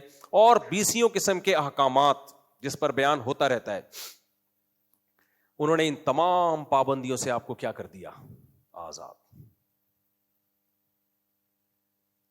اور کچھ آزادیاں اسلام نے دے دی، انہوں نے ان آزادیوں کو سلب کر کے آپ کو کیا کر دیا؟ پابند، کہ نہیں کر سکتے آپ. ایک تو مشہور آزادی اسلام نے دی ہے جو خواتین مجھ پہ پھر کہتی ہیں یہ کیا باتیں کر رہا ہے. انہوں نے کہا 1 بیوی رکھ سکتے ہو، دوسری پر پابندی، اللہ نے یہ پابندی آپ سے اٹھا لی. کیا خیال ہے؟ آزادی دے دی اس میں، نہیں 4 تک آپ لے جا سکتے ہو. ان کی پابندی کے سائیڈ افیکٹ کیا ہیں؟ انہوں نے پابندی لگائی دوسری نہیں کر سکتے، اس کے سائیڈ افیکٹ یہ نکلے کہ مردوں کی حرام دوستیاں ان لمیٹڈ. سمجھتے ہو؟ عورت کو حق ہی نہیں ملتا دوسری کو، وہ گرل فرینڈ کی طرح رہے گی. وہ بیوہ طلاق یافتہ تو سوال، وہ تو ایک الگ بحث ہے. پکڑے جاتا ہے ہر تھوڑے دنوں میں آدمی، فلاں سے ریلیشن، فلاں سے ریلیشن، فلاں سے ریلیشن، فلاں سے ریلیشن. میں نے اپنی کتاب میں نا جو 4 شادیوں والی، اس میں بہت سارے ریفرنسز انگریزوں کے دیے ہیں کہ یہ جو 1 بیوی والا یورپ میں نظام ہے یہ ہے ہی جھوٹ پر مبنی. گورے کہتے ہیں ایک کسی کی بھی نہیں ہوتی. بلکہ وہاں کی عورتوں نے کہا ہے کہ یہ مردوں کو جھوٹ بولنے کے راستے فراہم کر دیے اس قانون نے. ایک رکھتا ہے اور منہ کالا بہت سے کر رہا ہوتا ہے. یہ خواتین نے کہا ہے کہ یہ سوائے جھوٹ پر مبنی قانون کے اور کچھ بھی نہیں ہے. ہمارے یہاں اگر نہیں کر رہا ہوتا وہ اللہ کے دین کی خوف کی وجہ سے, وہاں تو اللہ کا خوف بھی نہیں ہے, تو پریکٹیکلی ایسا ہوتا ہی نہیں ہے. اللہ نے آپ کو آزاد کر دیا بہت ساری چیزوں سے, جن میں ایک یہ بھی ہے, اس میں اللہ نے آپ کو کیا دی ہے؟ آزادی. اور بھی بہت ساری آزادیاں اللہ نے دی ہیں, لیکن وہ میں بولوں گا تو میرے خلاف کوئی ایک تماشا نہ کھڑا ہو جائے, ایک مسئلہ نہ کھڑا ہو جائے. وہ کبھی چھاؤں میں اکیلے میں کچھ چیزیں ممبر پہ بیان کرنے کی نہیں ہوتی. کبھی چھاؤں میں آئے, خوشبو لگا کے آنا, بشرطے کے دانت صاف ہو, خوشبو لگی ہوئی ہو. چھاؤں میں آئیں گے تو بتاؤں گا. ابھی تو میرا جو مدعا تھا, جو بیان کا حاصل تھا, وہ یہ تھا کہ جانور ہی آزاد ہوتے ہیں, انسان کبھی بھی آزاد نہیں ہوتا. اور ایک بات, اللہ نے جو ہم پہ پابندیاں لگائی ہیں, یہ بات ہمیں مان لینی چاہیے کہ وہ پابندیاں میرے اور آپ کے فائدے کے لیے ہیں. اس سے ہماری زندگی نکھر جائے گی, ہماری زندگی میں خوشیاں آئیں گی, ہم ایک اچھے انسان بن کے لائف کو انجوائے کریں گے. اسلام کی پابندیاں آپ کو ٹینشن دینے کے لیے نہیں ہیں, ٹینشن سے نکالنے کے لیے ہیں. لیکن ٹینشن سے نکالنے کے لیے بھی کچھ ٹینشن لینی پڑتی ہے. اب اس ٹینشن کو ہم ٹینشن سمجھ رہے ہوتے ہیں. دیکھو آپ کو سخت درد ہو رہا ہے, پین ہو رہا ہے, ڈاکٹر نے کہا بھائی پین کلر ٹیب کے بجائے ٹیکا لگانا پڑے گا آپ کو, ٹیبلٹ نہیں کھلاؤں گا, ٹیکا لگے گا. تو یہ وارن ہے نا, وہ وارن کا ٹیکا لگا دیتے ہیں ڈاکٹر, انجیکشن لگے گا. آپ نے کہا ڈاکٹر صاحب پین کا علاج, پین یہ کیا ہے؟ ایک ٹیکا آپ اپنے لگائیں دماغ کا. آپ پین ختم کرنے کے لیے مجھے کیا دے رہے ہیں؟ ٹیکا لگے گا تو پین ہوگا نا. سوئی لگا کے آپ میری تشریف پہ سوئی لگا کے آپ مجھے پین دے رہے ہیں اور دعویٰ یہ کر رہے ہیں کہ میں پین سے نکال لوں گا. آپ تو ایک اور پین کا اضافہ کر رہے ہیں. تو آپ کی یہ بات عقل مندی کی ہوگی. ڈاکٹر کہے گا بھائی یہ جو بڑا پین ہے نا, اس سے نکالنے کے لیے چھوٹا پین, چاہے یہ والی تشریف ہو, یا اگر اس تشریف پہ آپ کو برا لگ رہا ہے تو اللہ نے 2 تشریفیں اسی وجہ سے دی ہیں. استغفر اللہ. جو تشریف آپ کو لگے کہ میں اس پہ لگانے کے لیے تیار ہوں, یہی کہے گا نا ڈاکٹر, کہ وہ تھوڑی تکلیف ہے جو آپ کو بڑی تکلیف سے بچا لے گی. تو اللہ تعالیٰ نے بھی میرے بھائی ہمیں بہت سارے پیارے پیارے احکام دیے, پابندیاں لگائیں, اور بتایا کہ یہ تھوڑی پابندیوں کو فالو کر لو, تھوڑی وقتی تکلیف ہے جو تمہیں بڑی بڑی تکلیفوں سے بچا لے گی. اللہ تعالیٰ نے کہا کہ جب تک انسان کا اللہ پہ اعتماد اور توکل نہیں ہوتا, اللہ سے ریلیشن مضبوط نہیں ہوتا, دیکھو غم کو شیئر کرنے سے غم بڑھتا ہے یا کم ہوتا ہے؟ کم ہوتا ہے. تبھی لوگ چاہتے ہیں کوئی تو ہمارے دکھ درد میں شریک ہو. تو اگر دکھ درد دینے والا ہی آپ کے دکھ درد میں شریک ہو جائے تو اس سے بڑی تسلی کیا ہوگی؟ درد دیتا کون ہے میرے بھائی؟ اللہ. اگر آپ وہ اللہ ہی کے ساتھ شیئر کر لو ہے بھائی تو سبحان اللہ. تو اس کے لیے اللہ سے ریلیشن مضبوط ہونا چاہیے. ریلیشن مضبوط ہو, دوستی تو ہو نا, دوست کے ساتھ غم کو شیئر کیا جاتا ہے, اجنبی لوگوں کے ساتھ شیئر نہیں کیا جاتا. اجنبی تو رکھ کے چماٹ لگا دے گا, مجھے کیوں بتا رہا ہے. کوئی بندہ ٹہلتا ہوا جا رہا ہے, آپ نے بولا بھائی صاحب ادھر آنا ذرا, کیا ہوا؟ یار میری ماں کا انتقال ہو گیا. وہ کہا کہ تو میں کیا کروں, تیری ماں کا ہے, ساری دنیا میں پتہ نہیں کس کس کی ماں کا انتقال ہو گیا بھائی, تو مجھے کیوں بتا رہا ہے؟ غفار بھائی جا رہے تھے, کوئی سلام دعا نہیں, آپ نے کہا بھائی صاحب ادھر آنا, میری خالہ کا پرسوں انتقال ہو گیا ہے. تو کہے گا میں کیا کروں بھائی, میں تیرا کیا لگتا ہوں؟ تو غم ہمیشہ کس کے ساتھ شیئر کیا جاتا ہے؟ اپنوں کے ساتھ. بھائی کو بتاؤ میری ماں کا انتقال ہو گیا, وہ آپ سے گلے لگ کے روئے گا, اچھا یار. تبھی اپنے ریلیٹو کو سب سے پہلے فون کیا جاتا ہے, اطلاع دی جاتی ہے. تو اللہ سے ریلیشن سب کا ہے, لیکن دنیا کے ریلیشن میں اور اللہ کے ریلیشن میں فرق یہ ہے کہ دنیا کا ریلیشن بحال نہیں کرنا پڑتا, عام طور پہ وہ ہوتے ہیں, ساتھ رہتے ہیں. اللہ ہماری شہرک سے بھی زیادہ قریب ہے, لیکن اس کے باوجود جب آپ اللہ سے ریلیشن بناؤ گے تو پھر آپ کو اللہ کے موجودگی کا احساس ہوگا. ریلیشن نہیں بناؤ گے تو آپ کے لیے سب سے اجنبی ذات دنیا میں کون سی ہوگی؟ اللہ. جیسے کافر کا سب سے دور رشتہ جو ہوتا ہے نا کافر کا، وہ اللہ سے ہوتا ہے، جبکہ مسلمان کا سب سے قریبی رشتہ کس سے ہوتا ہے؟ اللہ سے. بھائی نحن اقرب الیہ من حبل الورید، شہرک سے زیادہ قریب ہے، تو اس سے زیادہ کلوز کون ہو سکتا ہے؟ لیکن پھر بھی دور ہے. کیوں دور ہے؟ وہ تو قریب ہے، ہم نہیں قریب آنے کے لیے تیار.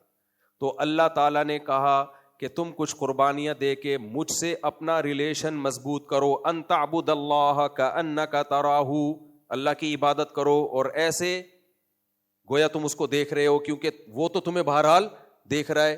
اور عبادت کا فرد اعظم کیا ہے؟ نماز. تو اللہ نے ہمیں 5 ٹائم قربانی دلوائی، 5 وقت پابندی کے ساتھ، صف اول کے ساتھ، تکبیر اولیٰ کے ساتھ جماعت سے نماز پڑھو. اس سے تمہارا ریلیشن اللہ کے ساتھ کیسا ہو جائے گا؟ مضبوط. حضرت ایک شعر پڑھا کرتے تھے ہمارے حضرت، وہ مجھے پہلا مصرع یاد نہیں آ رہا، ایک تو یہ میرے ساتھ بڑے مسئلے ہیں. دیتا ہے تسلی کوئی بیٹھا میرے دل میں، روتے ہوئے ایک بار جو ہنس دیتا ہوں مجذوب، دیتا ہے تسلی کوئی بیٹھا میرے دل میں. شاعر مجذوب رحمۃ اللہ علیہ کہتے ہیں کہ میں جو روتے روتے ایک دم ہنسنے لگتا ہوں نا، تو کوئی ایسا نہیں کوئی مجھے لطیفہ سنا رہا ہو، میں روتے روتے سے ایک دم ہنس پڑتا ہوں. دیتا ہے تسلی کوئی بیٹھا میرے دل میں، کوئی ذات ہے جو میرے دل میں بیٹھ کے تسلی دے رہی ہوتی ہے. تو وہ دل میں ہو تو تسلی ملے گی نا بھائی صاحب. تو وہ اللہ دل میں کیسے آتا ہے؟ سب سے پہلی چیز جو اللہ نے اس کے لیے بتائی ہے وہ کیا ہے؟ جس کا قرآن میں بار بار بار بار بار بار تذکرہ، وہ کیا ہے؟ نماز. نماز کی 2 قسمیں ہیں، ایک شریعت کے بتائے ہوئے طریقے کے مطابق، ایک اخپل طریقے سے. اخپل طریقہ تو یہاں جو پشتو لوگ ہیں ان کو پتا ہوگا. ہماری جو نمازیں ہیں وہ اللہ کے بتائے ہوئے طریقے پہ نہیں ہیں. وہ کیا ہیں؟ اخپل طریقے سے ہیں. جیسے ایک روبوٹ نہیں آ رہا ہوتا، وضو کیا، ٹش اٹھ کے آیا اور رکوع سجدہ اور سلام پھیرا، پتہ ہی نہیں چلا ہوا کیا ہے. سلام کے بعد آنکھ کھلی، اچھا سلام ہو گیا. میں اکثر سناتا ہوں نا، امام صاحب نے 4 رکعتیں پڑھانی تھی، 3 کے بعد سلام پھیر دیا، سارے چپ بیٹھے ہوئے، کسی کو پتہ ہی نہیں ہوا کیا ہے. ایک بندہ پیچھے سے بولا سبحان اللہ. امام صاحب نے 4تھی رکعت کی، پھر اس کو بلایا، یار کسی کو پتہ نہیں چلا، تجھے کیسے پتہ چل گیا کہ میں نے 3 رکعتیں پڑھائی ہیں؟ اس نے کہا کہ میری 4 دکانیں، ابھی 3 کا حساب ہوا تھا، 1 رہ گئی تھی. کہہ رہے ہمیشہ میں ظہر میں کھڑے ہو کر 4 دکانوں کا کیا کر رہتا ہوں؟ حساب کتاب. ابھی 3 کا ہوا تھا، اب سلام پھیرنے کی آواز آئی تو مجھے یقین ہو گیا کہ 3 رکعتیں ہوئی ہیں، 4 نہیں ہوئی. تو یہ والی نماز آپ کا دکان سے ریلیشن تو مضبوط کر دے گی میرے بھائی. اللہ سے ریلیشن پھر بھی نہ ہونے سے یہ بھی بہتر ہے. اس میں وہم نہ کیا کرو. بعض لوگ کہتے ہیں ہمارا دھیان نہیں لگتا تو کیا فائدہ. نہ یار بھائی، اتنا تو ہو گیا نا، اللہ کے لیے بستر سے اٹھے، دکان بند کی، اللہ کے لیے وضو کیا، اللہ کے لیے آ کے صف اول میں کھڑے ہو گئے، پھر بے شک دھیان نہیں بھی لگا، یہ قربانی بھی رائے گا نہیں جائے گی. تو نہ ہونے سے یہ بھی بہت بہتر ہے، یہ بھی بہت بہتر ہے. تو اب کیا ہے، جلدی جلدی بات کو سمیٹتا ہوں. اور سب سے زیادہ ریلیشن جو اللہ سے بنتا ہے وہ فجر کی نماز میں بنتا ہے، کیونکہ اس میں قربانی سب سے زیادہ. ان قرآن الفجر کان مشہودا، اس وقت تلاوت کا اپنا ایک لطف ہے، نور ہے، اس میں برکت ہے. تو یہ پابندی اللہ نے ہم پہ لگائی ہے، اس بہانے ہم پاک صاف رہ لیتے ہیں. نمازی آدمی کا جسم، لباس ہمیشہ صاف.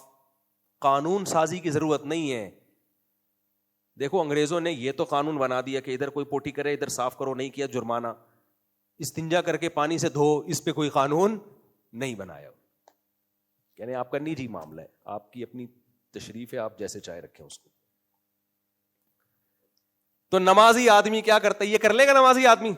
نہ بھائی، اس کو پاک ہونا ضروری ہے. نمازی نہیں ہوگی تو وہ مجبور ہے، وہ غسل جنابت میں گھوم پھر نہیں سکتا. کتنے بیچارے نوجوان سردی میں صبح صبح اٹھ کے نہا رہے ہوتے ہیں، اس لیے کہ نماز آپ کی فجر کی ہوگی نہیں اگر آپ نے غسل نہیں کیا.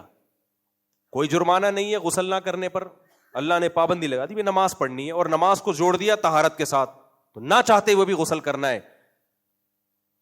ورنہ اگر حکومت قانون سازی کرتی کم بختوں کم از کم ہفتے میں 1 دفعہ غسل کرو تو کر لیتے, کچھ بھی نہیں ہوتا, اسی بدبو کے ساتھ گھوم رہے ہوتے. تو اللہ نے ہمیں نماز دے کے 20 چیزیں کی پابندی ہم سے کروا دی. غسل بھی ہو گیا, اس میں کپڑے پاک رکھنا, صاف رکھنا, طہارت.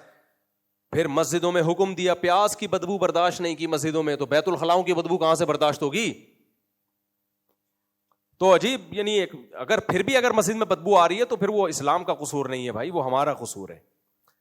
تو ایک پابندی صرف میں نے ابھی بتائی ہے آپ کو, جس کے کتنے سارے فائدے ہیں. پھر اس سے ریلیکس ہوتا ہے انسان کا ذہن, سکون ملتا ہے, اللہ سے ریلیشن بڑھتا ہے. دیکھو ڈپریشن کا علاج غیر مسلموں کے ہاں کچھ اور ہے, اسلام میں کچھ اور ہے. غیر مسلموں کے ہاں ڈپریشن کا علاج گولیاں ہی ہے, بس گولیاں ہی, اس کے علاوہ کوئی نہیں ہے. اللہ نے کیا فرمایا, وَاسْتَعِینُوا بِالصَّبْرِ وَالصَّلَاةِ. کسی ٹینشن میں ہو تو نماز کی مقدار کیا کر لو, بڑھا لو, اللہ سے دل لگا لو, تو پھر کیا ہوگا, اللہ کی طرف سے تسلیاں آنا شروع ہو جائیں گی. تو یہ پابندی اللہ نے ہم پہ لگائی, ہمیں نقصان پہنچانے کے لیے نہیں بلکہ ہمیں فائدہ پہنچانے کے لیے. ہم بے وقوف کہتے ہیں ابے نماز پہلے 4 ٹینشنیں تھی, ایک 5ویں ٹینشن نماز کی بھی پالوں کیا میں؟ پہلے میں ڈپریشن میں جا رہا ہوں, اوپر سے فجر کے لیے اٹھوں, پھر ظہر کے لیے جاؤں, اس سے تو ٹینشن کم نہیں ہوگی, بڑھے گی. نا نا نا نا نا, یہ چھوٹی ٹینشن آپ کو بڑی بڑی ٹینشنوں سے بچا لے گی. اور جتنی ٹینشنیں ہیں نا ان سب کی لاجک یہی ہے. زنا سے اسلام نے بچایا ہمیں. اب جو زنا کرنے والے کہتے ہیں بڑی ٹینشن ہے یار زنا سے بچنا, عورت کو دیکھ کے دل مائل ہوتا ہے. بھائی صاحب اگر آپ نے بد نظری کی اور عورت کی طرف چلے گئے, یہ وقتی ٹینشن ختم ہوگی لیکن چسکا لگے گا, آپ کو نیند نہیں آئے گی جب تک آپ دوبارہ زنا نہیں کرو گے. پھر ایک عورت کو بدلو گے, دوسری عورت کو بدلو گے, یہ لامتناہی سلسلہ ختم ہونے والا نہیں ہے. جب عورت نہیں ملے گی ڈپریشن میں جاؤ گے. اور اگر آپ نے شادی کی, بچے ہو گئے آپ کے, ان بچوں کو پتا چلے گا, وہ بچے آپ کی عزت نہیں کریں گے, وہ بھی ٹھرکی پیدا ہوں گے, فیملی سسٹم آپ کا تباہ و برباد. پھر جب بڈھے ہو جاؤ گے نا, اور آج کل تو بڑھاپا بہت اسپیڈ سے آتا ہے, جو خوراکیں چل رہی ہیں نا آج کل, کیونکہ یہ لوگ پھر شراب بھی پیتے ہیں, گٹکے بھی کھاتے ہیں, کیونکہ شہوت پرست بن جاتے ہیں. پھر اس کے بعد کوئی آپ کو لفٹ نہیں کرائے گا, نہ گھر میں عزت, نہ گھر سے باہر. گورے کی جوانی مت دیکھا کرو, گوروں کا بڑھاپا دیکھا کرو. جا کے تبلیغ والے جاتے ہیں نا باہر ملکوں میں, ان سے پوچھو بڈھوں کا کیا حال ہے وہاں پہ. جو حال ہوتا ہے نا, بڑی عیاشی کی ہوتی ہے. اور اگر آپ نے زنا سے بچ گئے, نکاح پہ سیٹ کر لیا اپنے آپ کو, تو تھوڑی سی ٹینشن ہے, اس کے بعد یوز ٹو ہو جاتا ہے انسان. پھر زنا کی طرف طبیعت مائل ہوتی نہیں ہے, پھر گندا لگنے لگتا ہے اس کو زنا, اس کو کوئی پیسے بھی دے نہیں کرے گا وہ زنا. تھوڑی سی ٹینشن برداشت کر لی, مایوس کر, بھائی زنا کے قریب بھی نہیں پھٹکنا ہے, کچھ بھی ہو جائے. اور اللہ نے ہمیں, اللہ انسانوں کی نفسیات جانتے ہیں نا, مردوں کی. اللہ نے فرمایا لا تقربوا الزنا, زنا تو دور کی بات, اس کے قریب بھی مت جاؤ, جو قریب جائے گا وہ زنا کرے گا. لہذا بد نظری بھی مت کرو, کسی عورت کو مت دیکھو بری نیت سے. تمہارے لیے اللہ نے تمہاری بیوی, بس اس کے علاوہ دائیں بائیں کہیں جانے کی کوشش بولو مت کرنا. گزارا نہیں ہو رہا, ایک اور کر لو, اپنے خرچے پہ, اپنی ذمہ داری پہ, کیونکہ کر کے مجھے پھنسا دیتے ہیں, اس نے بولا تھا. تو اگر اس کی ہمت نہیں ہے تو بس کوئی بات نہیں, تھوڑے دنوں میں اسی پہ گزارا جب کرو گے نا, تو یہ جوانی کی ٹھڑک بھی ہمیشہ نہیں رہتی. یہ جو بڑے ہوئے غیر معمولی جذبات ہیں آہستہ آہستہ صحیح ہو جائیں گے, نارمل کنڈیشن میں آ جاؤ گے. نشہ تو زیادہ خطرناک چیز ہے, جب آپ چند مہینے چھوڑ دو تو نارمل ہو جاتا ہے انسان, نہیں چھوڑو تو پھر مر جاتا ہے وہی نشہ کر کر کے. تو یہ پابندی بھی اللہ نے ہمارا گھر بسانے کے لیے. پھر مجھے بتاؤ, جب آپ زنا کرو گے, آپ کی بیٹیاں ہوں گی اور پتہ چلے گا کہ ان کا باپ زانی تھا, ان کے لیے آگے مسائل ہوں گے کہ نہیں ہوں گے؟ زانی خود بھی چاہتا ہے میری شادی شریف گھرانے میں ہو, کسی زانیہ سے نہ ہو. تو رشتوں میں پرابلم, 20 قسم کے مسائل. نکاح کر لیا, تھوڑی سی ٹینشنیں بیوی کی ہوتی ہیں, برداشت کر لیتے ہیں, لیکن آہستہ آہستہ گھر میں برکت ہوتی ہے, خوشیاں ملتی ہیں. بیٹے کو اللہ نے قرآن میں کیا کہا, جعل لکم من انفسکم ازواجا, تمہارے لیے اس نے بیوی پیدا کی, پھر ان بیویوں سے تمہیں بیٹے اور پوتے دیے. یہ گرل فرینڈ سے نہیں ملتے, یہ حرام رشتوں سے نہیں ملتے. تو یہ کتنی سکون ہے اس میں. تو اس لیے میرے بھائی, یہ پابندیاں جو اللہ نے لگائی ہیں نا, رمضان کی پابندی ہے روزہ رکھنے سے, وقتی پابندی ہے میرے بھائی. روزہ جسم کی زکوٰۃ ہے. سارے فضلے الٹے پراٹھے مراٹھے جو میں نے ہم پورے سال 2 پراٹھے پھوڑے ہوتے ہیں, یہ سارے رمضان میں کیا ہو جاتے ہیں؟ جب آدمی کئی گھنٹے بھوکے رہتا ہے تو کیا ہوتا ہے, پہلے باڈی جو فضلہ ہے نا وہ کھانا شروع کرتی ہے, جو اضافی جو ہمارا گند جو باڈی میں اکٹھا ہو گیا, باڈی کہتی ہے کچھ تو چاہیے, وہ کھا کے نیٹ کلین کر دیتی ہے, نتھار دیتی ہے باڈی. گویا جیسے زکوٰۃ ہاتھ کا میل ہے, مال میں جو کچھ غلط شامل ہو گیا زکوٰۃ سے وہ پاک ہو جاتا ہے, ایسے ہی روزہ کیا ہے, جسم کی زکوٰۃ.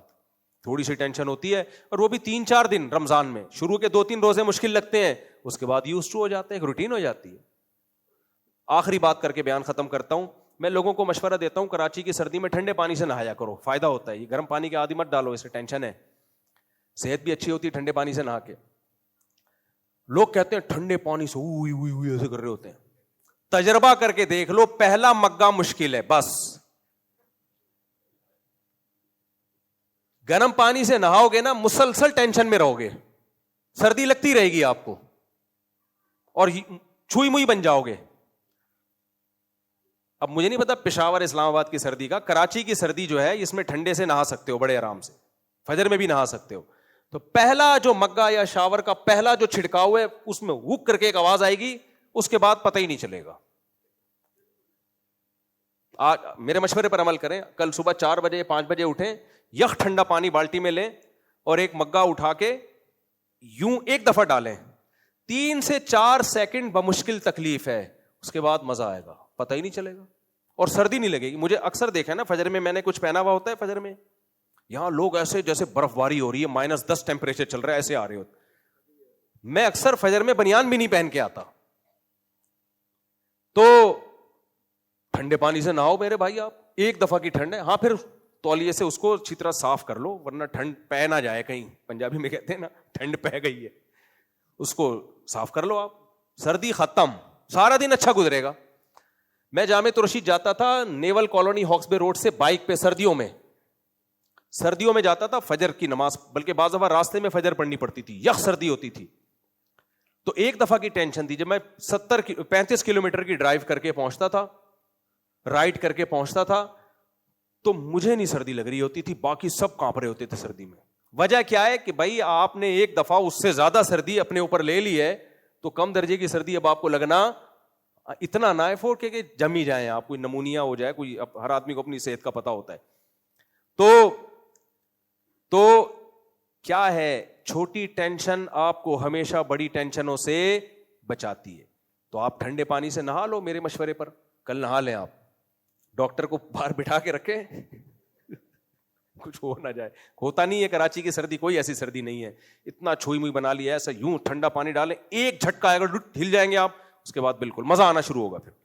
تو یہ شریعت کے ایک ایک جھٹکے لگاتی ہے شریعت ہم کو کہ بھائی نماز پڑھ لو, ایک جھٹکا آئے گا, اس کے بعد ٹینشن ختم. روزہ رکھ لو, 2-3 دن کی ٹینشن ہے, اس کے بعد یوز ٹو, روزے ہی روزے رکھتے چلے جاؤ, پتہ بھی نہیں چلتا رمضان میں. اور جو منحوس لوگ ہیں, روزہ کھا رہے ہوتے ہیں کمبخت, ان کا روزے میں ہر دن نحوست والا گزر رہا ہوتا ہے. اب رمضان میں ایسے بھی لوگ مارکیٹ میں آ گئے ہیں, روزہ چھوڑ دیتے ہیں ایسے نوجوان, سارا دن نحوست, اگلے دن بھی چھپ چھپ کے کھا رہے ہوتے ہیں, سامنے بھی کھاتے ہیں تو بھی پٹکار برس رہی ہوتی ہے. تو شہوت پرستی میں مزہ نہیں ہے میرے بھائی. خواہشات کو کنٹرول کرنے والے کی لائف, وہ زیادہ انجوائے کرتا ہے لائف کو. اللہ سمجھنے کی عمل کی توفیق عطا فرمائے.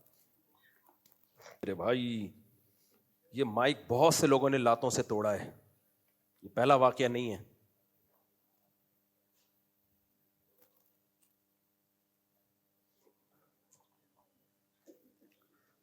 اچھا میرے بھائی,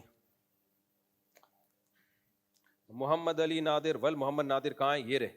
دلہن کا نام سیدہ ایمن اسد بنت سید اسد شوکت. ان کے وکیل کہاں ہیں؟ دلہن کے وکیل مارکیٹ میں چاہیے فوراً. کہاں ہیں بھائی؟ آپ ہیں حضرت؟ اچھا ماشاء. مہر کی رقم ہے زیور کی شکل میں تقریباً 1,01,000 کا سینکڑا ہزار 10,000 لاکھ 1,07,000. اچھا 1,07,000 روپے کا زیور. آپ نے اس مہر میں اجازت دی کہ میں سیدہ ایمن اسد بنت سید اسد شوکت کا نکاح محمد علی نادر ول محمد نادر سے کروں, اجازت ہے؟ الحمد للہ نحمده ونستعینه ونستغفره ونؤمن به ونتوکل علیہ ونعوذ بالله من شرور أنفسنا ومن سيئات أعمالنا من يهده الله فلا مضل له ومن يضلله فلا هادي له ونشهد أن لا إله إلا الله وحده لا شريك له ونشهد أن سيدنا وحبيبنا وشفيعنا وسندنا محمدا عبده ورسوله صلى الله تعالى عليه وعلى آله وأصحابه وبارك وسلم تسليما كثيرا كثيرا. أما بعد فأعوذ بالله من الشيطان الرجيم. بسم الله الرحمن الرحيم. يا أيها الناس اتقوا ربكم الذي خلقكم من نفس واحدة وخلق منها زوجها وبث منهما رجالا كثيرا ونساء واتقوا الله الذي تساءلون به والأرحام إن الله كان عليكم رقيبا.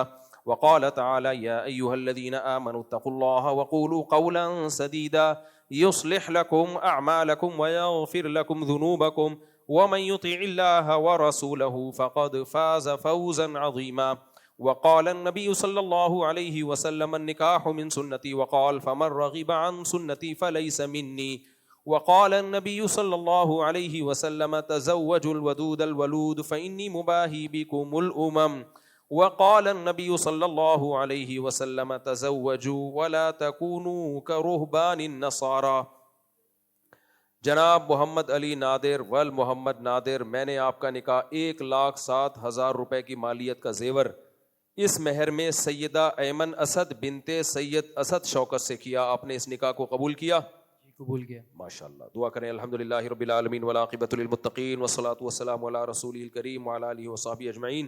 اے اللہ اس نکاح کو اپنے دربار میں قبول فرما، اس کی برکتیں زوجین کو تادم حیات نصیب فرما، آپس کے اختلاف و انتشار سے، لڑائی جھگڑوں سے، ہر قسم کے شر فساد سے اللہ ان دونوں کی ہمیشہ کے لیے حفاظت فرما. اے اللہ اس نکاح کو دونوں میں جوڑ کا ذریعہ بنا، دونوں کے خاندانوں میں جوڑ کا ذریعہ بنا، دونوں کے خاندانوں میں محبتوں کا ذریعہ بنا، ہر طرح کے شر سے فساد سے دونوں کے خاندانوں کو محفوظ فرما. جس کے جو جائز مراد ہو اللہ اس کی مراد کو پورا فرما. ربنا آتنا فی الدنیا حسنۃ وفی الآخرۃ حسنۃ وقنا عذاب النار. صلی اللہ تعالی علی خیر خلقہ محمد وعلی آلہ وصحبہ اجمعین. اللہ تعالیٰ بہت مبارک کرے آپ کو. ادھر میرے ساتھ سیلفی جلدی سے. شاباش شاباش شاباش شاباش. دعا دو دعا دو. چلو آگے کیمرے، وہ بھی کیمرہ ہے. چلو اب ویڈیو بند کر وہاں دیں جا بھائی کے صاحب. گلے ملو، مبارکبادیں ادھر جا کے لاؤ. سوال اچھا یہ بھی ایک بات ہے، مجھے اس سے کوئی غرض نہیں ہے کوئی حنفی اہل حدیث ہو گیا. اہل حدیث بھی انسان کے بچے ہی ہوتے ہیں، مسلمان ہی ہوتے ہیں، باقی متشدد دونوں طرف ہوتے ہیں. لیکن یہ جو ہمارے ہاں دعویٰ کیا جاتا ہے نا کہ دلائل کی دنیا میں یہ مقلدین فارغ ہیں، ایسا بالکل بھی نہیں ہے. 8 سال مدرسے میں گھاس نہیں کھائی جاتی، صرف بہشتی زیور نہیں پڑھی جاتی، باقاعدہ قرآن سنت اور فقہ کو پراپر وے میں پڑھا جاتا ہے.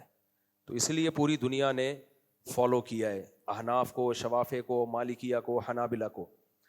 تو ہمارے ہاں جو اہل حدیث ہیں، ایک تو علم میں گہرائی نہیں ہے ان کے بھی. ایک بڑے اہل حدیث ہیں، انہوں نے یوٹیوب پہ کلپ بنا کے ڈالا رمضان کے روزوں کے بارے میں.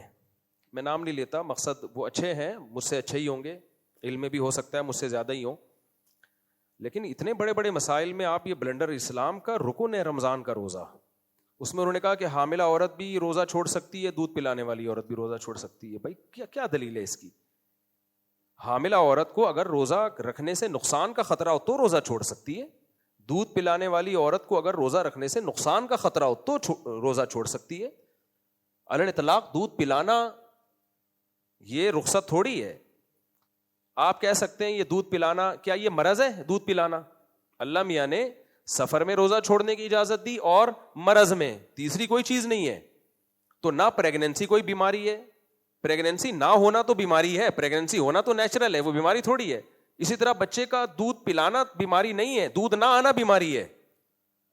تو آپ نے دودھ پلانے کو اور حمل کو قیاس کر لیا مرض پر، ایک بڑی غلطی ہے. دوسرا اگر فرض کر لو یہ مرض بھی ہے تو مرض میں روزہ چھوڑنا علی الاطلاق جائز نہیں ہے. جب جائز ہے جب روزہ رکھنے سے مرض کو نقصان ہو.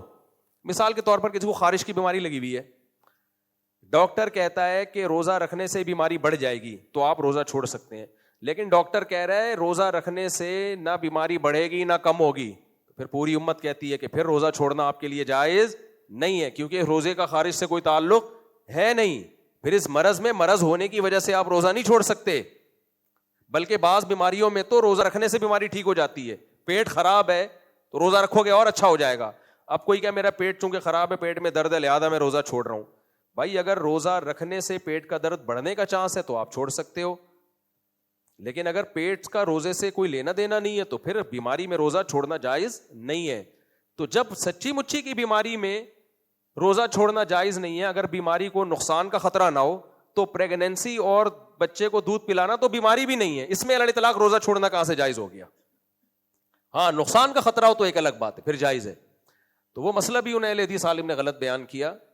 تو یہی کہہ سکتے ہیں بھائی, اس لیے ہمیں ان پہ اعتراض نہیں ہے, اچھے آدمی ہیں, نیک آدمی ہیں, پرہیزگار ہیں, لیکن یہ کہ ہم تبھی کہتے ہیں بھائی جو پراپر وے میں فقہ کو فالو کرو, ورنہ تو امت آزاد ہے, وہ ادھر کچھ, وہ ادھر کچھ, وہ ادھر کچھ, وہ ادھر کچھ, ایسے ہی چلتا رہے گا حساب کتاب.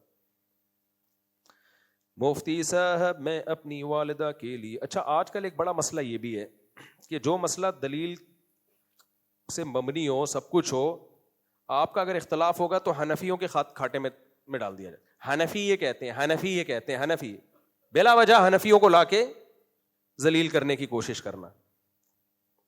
اس میں حنفیوں کو بیچ میں کیوں گھسیڑ رہے ہو؟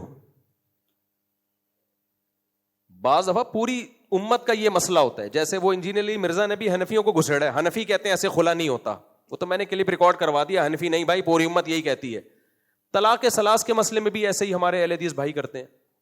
سارے نہیں کرتے ہوں گے, ان میں اچھے معتدل لوگ بھی ہیں, لیکن جو کرتے ہیں میں ان کی بات کر رہا ہوں. اور غیر معتدل علماء دیوبند میں بھی ہیں, بعض لوگ یہاں بھی غیر معتدل ہیں, متشدد دونوں طرف ہیں. تو کسی ایک فرقے کو ملامت کرنا مقصد نہیں ہے, لیکن بعض اہل حدیثوں کی عادت یہ ہوتی ہے کہ جب بھی کوئی مسئلہ آئے گا نا, حنفیوں کو گھسیڑ دیتے ہیں, وہ گھسیٹ لیتے ہیں اس میں.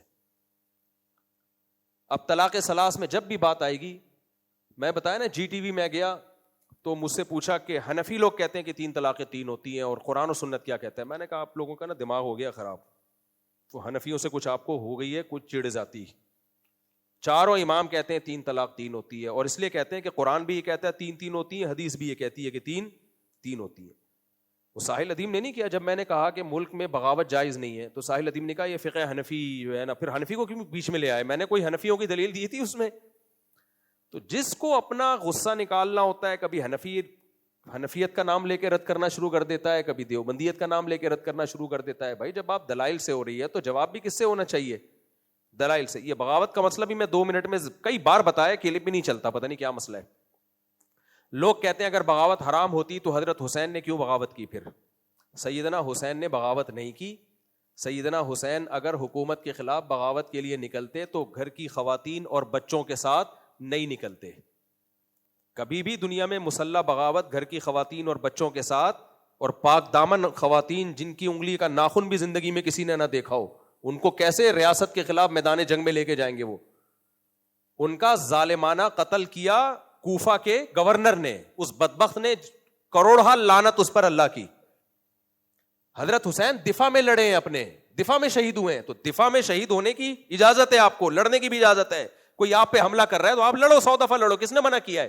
ایک ہے آپ اسٹیٹ پہ جا کے حملے کرنا شروع کر دو, اور خلافت کے نام پہ, اور خلافت کا پیکج کیا ہے آپ کے پاس, اور یہ سارے خلافت کے نعرے اسلامی ملکوں میں لگائے جا رہے ہیں, غیر مسلم آرام سے مزے کر رہے ہیں. وہ کہہ رہے ہیں اچھا ہے تم اپنے ملکوں کو اپنے ہاتھ سے توڑ تاڑ کے برابر کر دو, ہم سکون سے بیٹھے ہوئے ہیں. تو سارا منجن یہی بک رہا ہے ان لوگوں کا. پھر کوئی پیکج ہے آپ کے پاس؟ اور میں ساحل ادیم سے پھر گزارش کروں گا, آپ نے کون سا بم ہے آپ کے پاس, کون سی تیاری ہے آپ کے پاس, کہاں ٹریننگ ہے آپ کے پاس؟ ہے کچھ بھی نہیں آپ کے پاس, اور آپ کہہ رہے ہیں خلافت لاؤ. تو کوئی پیکج تو دو بھائی, یہاں ٹریننگ ہوگی, یہاں مجاہدین تیار ہوں گے, اور یہاں جا کے لڑیں گے فوج سے. کچھ بھی نہیں آپ کے پاس. اور ایک خلیفہ کا نہیں ہے, 20 یونیورسٹیوں میں وہ الگ خلافت کی بات کر رہا ہے, وہ الگ خلافت کی بات کر رہا ہے. ان سب سے بولو آپس میں مل کے پہلے ایک خلیفہ بنا لو آپ. تو سوائے اس کے کہ نوجوانوں کی صلاحیتیں برباد ہوں گی, ایجنسیاں تمہیں اٹھائیں گی, چمڑیاں ادھیڑیں گی, کوئی تمہارے کام نہیں آئے گا. تو اپنے اوقات کو اس طرح ضائع نہیں کرو. باقی ہم حکومت کے خلاف دفاع میں لڑنے کو جائز سمجھتے ہیں. کوئی بلا وجہ آ کے آپ پہ ظلم کر رہا ہے, مار رہا ہے, تو اپنی جان بچانے کے لیے تو سب کچھ صحیح ہے بھائی. اس کا مجھے اگر کوئی یہاں پولیس والا آ کے بندوق تان لے مار دوں گا تو میں اپنے دفاع میں نہیں ماروں گا اس کو. کیا کیوں بھی بلا وجہ مجھے مار رہا ہے بھائی؟ نہ کوئی کیس ہے میرے اوپر, نہ کوئی گرفتاری کے آرڈر ہے, آپ بلا وجہ مجھے مار رہے ہو. وہ تو سب کرتے ہیں یہ. تو بلا وجہ آپ پہ کوئی اگر کر رہا ہے, ظلم کر رہا ہے, اس دفاع میں آپ 100 دفعہ لڑ سکتے. ابا بھی اگر آپ کو گولی مار رہا ہے تو اپنی جان بچاؤ گے آپ وہاں بھی. تو دوسری بات یہ کہ یہ بھی مطلب نہیں ہے کہ آپ حکومت کے خلاف احتجاج نہ کریں چپ کر کے. لوگ کہتے ہیں لو مفتی صاحب کہہ رہے ہیں چپ کر کے بیٹھے رہو. نا نا نا نا نا, چپ کر کے مت بیٹھو. بنگلہ دیش میں احتجاج ہوا نا, آپ بھی کر لو. وہ بم لے کے تھوڑی اسمبلی میں گھس گئے تھے اڑانے کے لیے, عوام جمع ہوئی, ان کو لگا ہم پہ ظلم ہو رہا ہے, احتجاج کیا اور وہ احتجاج کیا ہو گیا, کامیاب. تو آپ بھی کرو, 100 دفعہ کرو احتجاج. ایسے تو آپ کرتے نہیں ہو جہاں کرنا چاہیے اس میں تو آپ. اور ہمارے جو لیڈر جو احتجاج کرتے ان کے بھی 2 منٹ میں سافٹ ویئر اپڈیٹ ہو جاتے ہیں. تو مدعی سست گواہ چست, وہ لیڈر بھاگ جاتے ہیں احتجاج میں اور پبلک کو کہتے ہیں آگے جاؤ. پبلک آگے جائے گی کبھی؟ جو ماضی میں ہوتا رہا ہے, ابھی میں کیا ڈیٹیل میں جا کے بات کروں. تو اس لیے بنگلہ دیش پر آپ پاکستان کو قیاس نہ کریں. بنگلہ دیش میں ایک قوم تھی, انہوں نے احتجاج کیا, وہ کامیاب ہوا. آپ کے پاس تو جو لیڈر جو احتجاج کے لیے آپ کو کنٹینر میں بٹھائے گا 3 دن کے بعد اسی کو قبض شروع ہو جاتا ہے, وہ نکلنے کی باتیں کرتا ہے. پھر انہی کے سافٹ ویئر بھی اپڈیٹ ہو جاتے ہیں. بھائی تم ڈٹے نہیں ہو تو تم قوم سے کیسے امیدیں رکھتے ہو کہ وہ ڈٹے گی؟ تو یہ ان کی تو بے روزگاری بیچاروں کی اور بڑھے گی. اس لیے میں کہتا ہوں پاکستان میں قوم میں اتحاد ہے ہی نہیں. ہم بلوچ, پٹھان, مہاجر, سندھی, سرائکی میں بٹے ہوئے لوگ ہیں.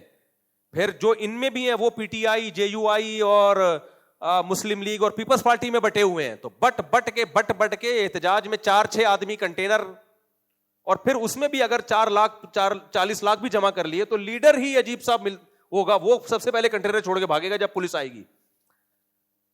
تو یہ میں گراؤنڈ ریئلٹی بتا رہا ہوں, ایسا ہو رہا ہے کہ نہیں ہو رہا. تو اس لیے میں لوگوں سے کہتا ہوں وہ بات جو پریکٹیکلی ممکن ہے وہ کرو. وہ کیا ممکن ہے؟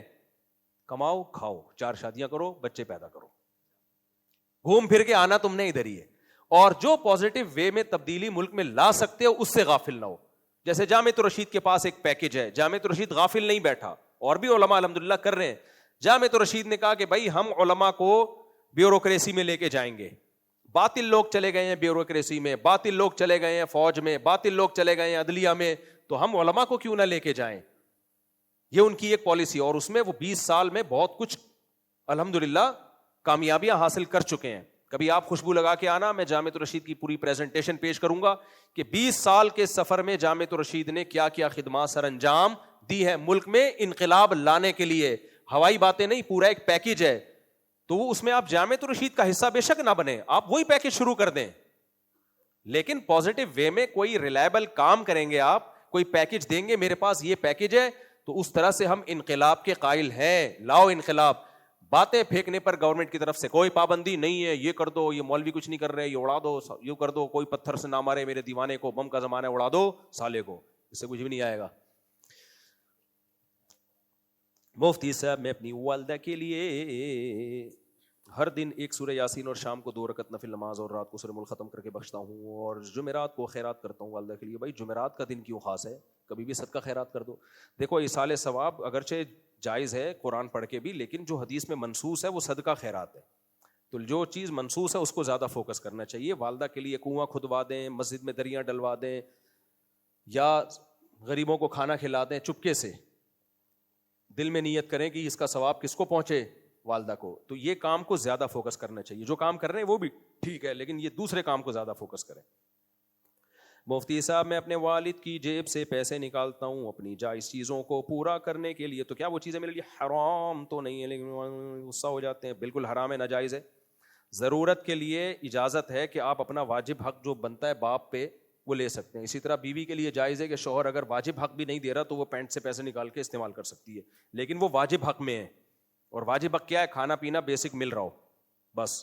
تو اگر آپ کو گھر میں بیسک کھانا پینا مل رہا ہے تو پھر آپ نہ عورت شوہر کی جیب سے پینٹ سے پیسے نکال سکتی ہے, اور نہ بیٹا جو ہے باپ کی جیب سے پیسے نکال سکتا ہے.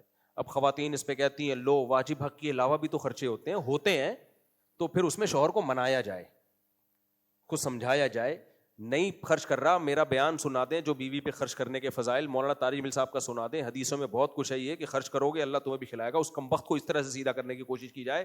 یہ نہیں ہوگا کہ وہ سیدھا نہیں ہو رہا تو آپ چور بن جاؤ پینٹیں, کیونکہ اس سے چوری کی عادت پڑتی ہے. ہاں اگر بیسک ہی نہیں مل رہا, بالکل ہی کھانے پینے سے جا رہے ہیں, تو حضرت ہندا کو نبی نے اجازت دی تھی کہ آپ چپکے سے شوہر سے پیسے لے لیا کرو.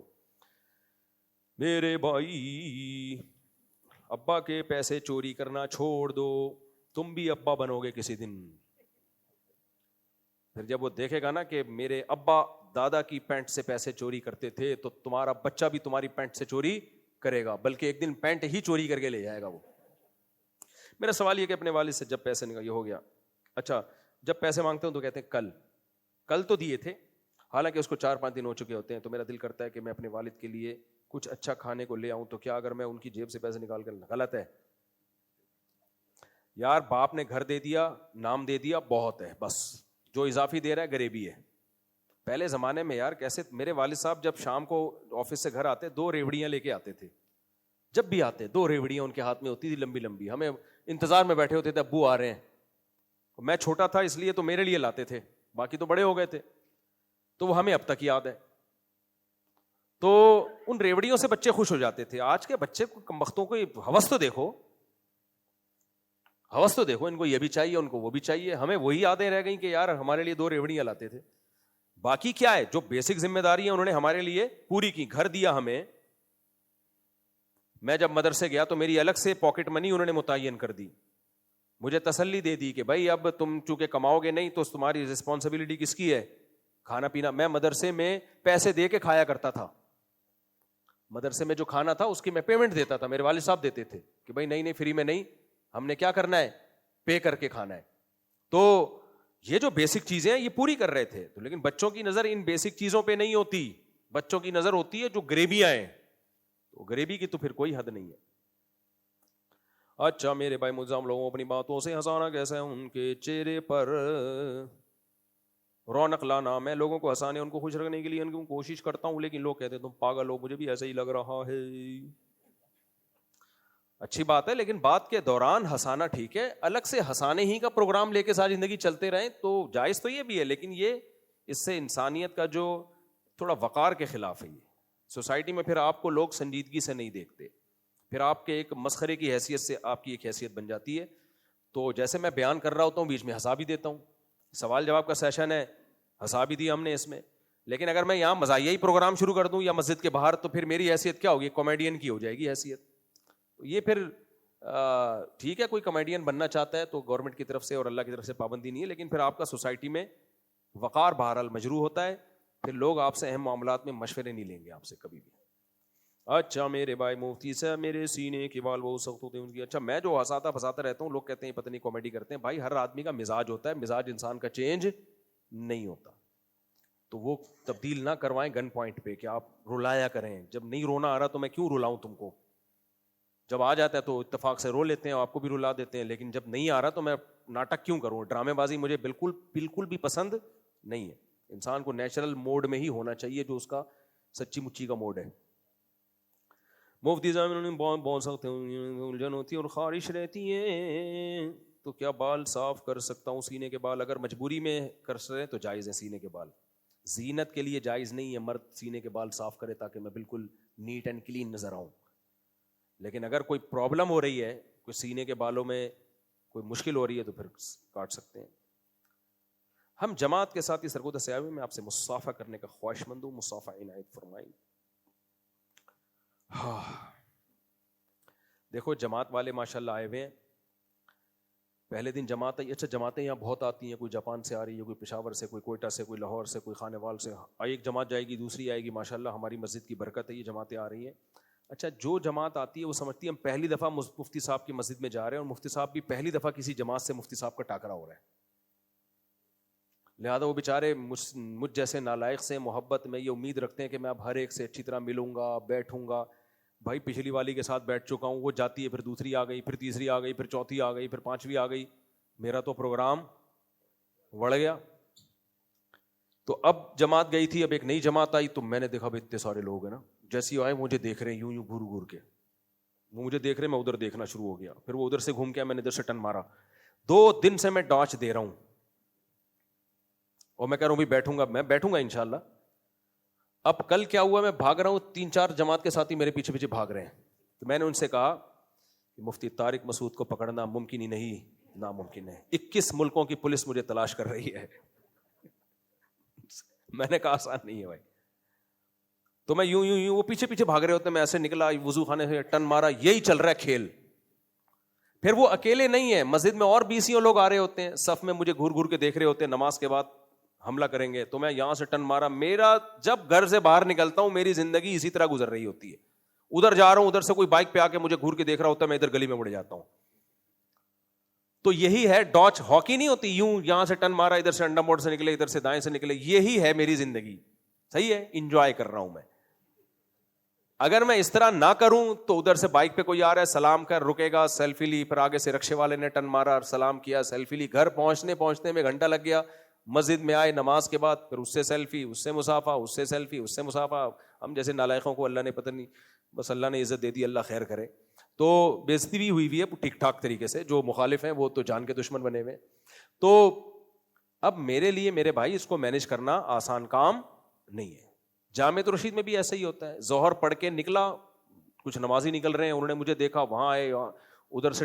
ایک دن تو میں نے ابھی 3-4 دن پرانی بات ہے, میں ظہر پڑھ کے نکل کے جو چمن ہے نا جامعۃ الرشید کا, وہاں بیٹھ جانے لگا تھا, دیکھا 4 آدمی وہاں سے آ رہے ہیں. ایک دم میں یوں گھماؤں, یوں ہاتھ رکھ کے کہ مجھے پہچان نہ لیں, یوں ٹن مارا, میں وہاں کے دارالفتہ میں گھسا, دیکھا اندر ایک ٹیم سروے کے لیے آئی ہوئی ہے. جیسے ہی ان کی مجھ پہ نظر پڑی, یوں ٹن مارا میں نے, یوں ٹن مار کے باہر نکلا, آگے سے 5 آدمی آ رہے تھے, پھر یہاں سے ٹن مارا ایسے.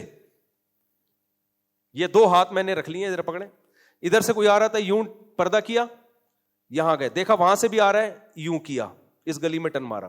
اس طرح ڈاچ دیتے دیتے میں ایک کمرہ ہے جامعۃ الرشید میں نے بنا لیا ہے, یعنی جامعہ نہیں مجھے دے دیا ہے, اگر وہاں مہمان نہ ہو, مہمان ہو تو وہ کمرہ بھی نہیں ہوتا میرے پاس. پھر بیت الخلاء کے علاوہ میرے پاس کوئی راستہ نہیں ہوتا, میں تسلی سے بیٹھتا ہوں بیت الخلاء میں, تو باہر کی خبریں لے رہا ہوتا ہوں کوئی ہے یا نہیں ہے.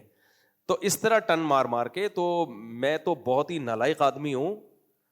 مسئلہ یہ ہے کہ جو ظاہر ہے سوشل میڈیا پہ آتا ہے, ہم جیسے نالائق بھی مشہور ہو جاتے ہیں. جب صحیح بڑے بڑے علماء آ نہیں رہے ہیں تو ہم جیسے نالائق ہی پھر آگے آئیں گے. تو یہ ہمارا کمال نہیں ہے, یہ بڑے لوگوں کے نہ آنے کا کے سائڈ افیکٹ ہیں کہ ہم جیسے نالائق مارکیٹ میں مشہور ہو گئے ہیں. تو اب اس کے سائڈ افیکٹ بہت زیادہ ہو رہے ہیں. صحیح, تو اس لیے میں تبلیغ والوں سے معذرت چاہتا ہوں, آپ لوگ آئے ہوئے, میں بیٹھوں گا ضرور انشاءاللہ, لیکن اپنے حساب سے بیٹھوں گا, ٹائم دوں گا انشاءاللہ. ہمارے لیے بھی تو سعادت کی بات ہے یار, اتنے نیک لوگوں کی زیارت, اور گلگت سے جماعت آئی ہوئی ہے. پھر وہ کہہ رہے تم گلگت سے آئے ہیں, بھائی تو تھوڑے دن پہلے جاپان سے آئے ہوئے تھے, تو گلگت تو یہیں کا ہے, تو بیٹھیں گے انشاءاللہ. لیکن ان کو بہت ڈاچ دی ہے میں نے, ان کو بہت تھکا ہے میں نے. 4 ادھر سے بھاگ رہے ہوتے ہیں, میں ادھر سے ٹن مارتا ہوں, ادھر سے بھاگ رہے ہوتے ہیں, ادھر سے نکل جاتا ہوں میں. تو یہ بھی کہہ رہے ہیں یار یہ بندہ پکڑائی میں کیوں نہیں آ رہا. گھر میں بھی یہی ہے, گھر میں جاؤ, گھر والے پھر کوئی نہ کوئی کام ذمہ لگاتے ہیں, وہاں سے ٹن مارا, باہر نکلے, انڈے لیتے آؤ, یہ فلانا کرو, ڈمکانا کرو, اسی میں سے. تبھی دیکھو میرا وزن نہیں بڑھ رہا. لوگ میرے 2 پراٹھے دیکھتے ہیں, ہماری ایکٹیویٹیز, تم 6 پراٹھے کھا لو, جو لائف اسٹائل ہمارا ہے وہ رکھو, تو دیکھو تمہارا وزن نہیں بڑھے گا. میرا وزن پتہ نہیں کتنے سالوں سے 70 کلو ہی ہے, نہ کم ہو رہا ہے نہ بڑھ رہا ہے. اچھا جلی علی بھائی, آج کل ایسی برائیاں چل رہی ہیں کہ میں بہت موٹا, لوگ کہتے ہیں کہ مزہ ہو جائے گا. موضوع پہ مسا کا مسئلہ کئی بار بیان کر چکا ہوں. اگر کوئی مسجد کے امام مسجد کے بڑے اہم پروجیکٹ میں سولر سسٹم یا پنکھے, جو کہ مخیر حضرات کی طرف سے اجر و ثواب کے لیے عطیہ کیا گیا ہو, امام اپنے گھر میں انسٹال کرے یا بیچ دے, حرام ہے, ناجائز ہے میرے بھائی. امام صاحب کوئی مسجد کی چیز اپنے گھر نہیں لے جا سکتے, سمجھتے ہو؟ اگر لے کے جانا ہے تو مسجد کمیٹی سے پرمیشن لینا ضروری ہے, اور پھر صرف مسجد کمیٹی سے پرمیشن بھی کافی نہیں ہے, شرعی مسئلہ بھی جاننا ضروری ہے کہ یہ والی چیز امام کے گھر استعمال کرنا شرعاً جائز, کیونکہ مسجد کمیٹی کے اختیارات بھی شریعت میں محدود ہیں. ایسا نہیں ہے کہ مسجد کمیٹی ہر چیز کی اجازت دے دے امام کو, تو یہ ٹھیک نہیں ہے.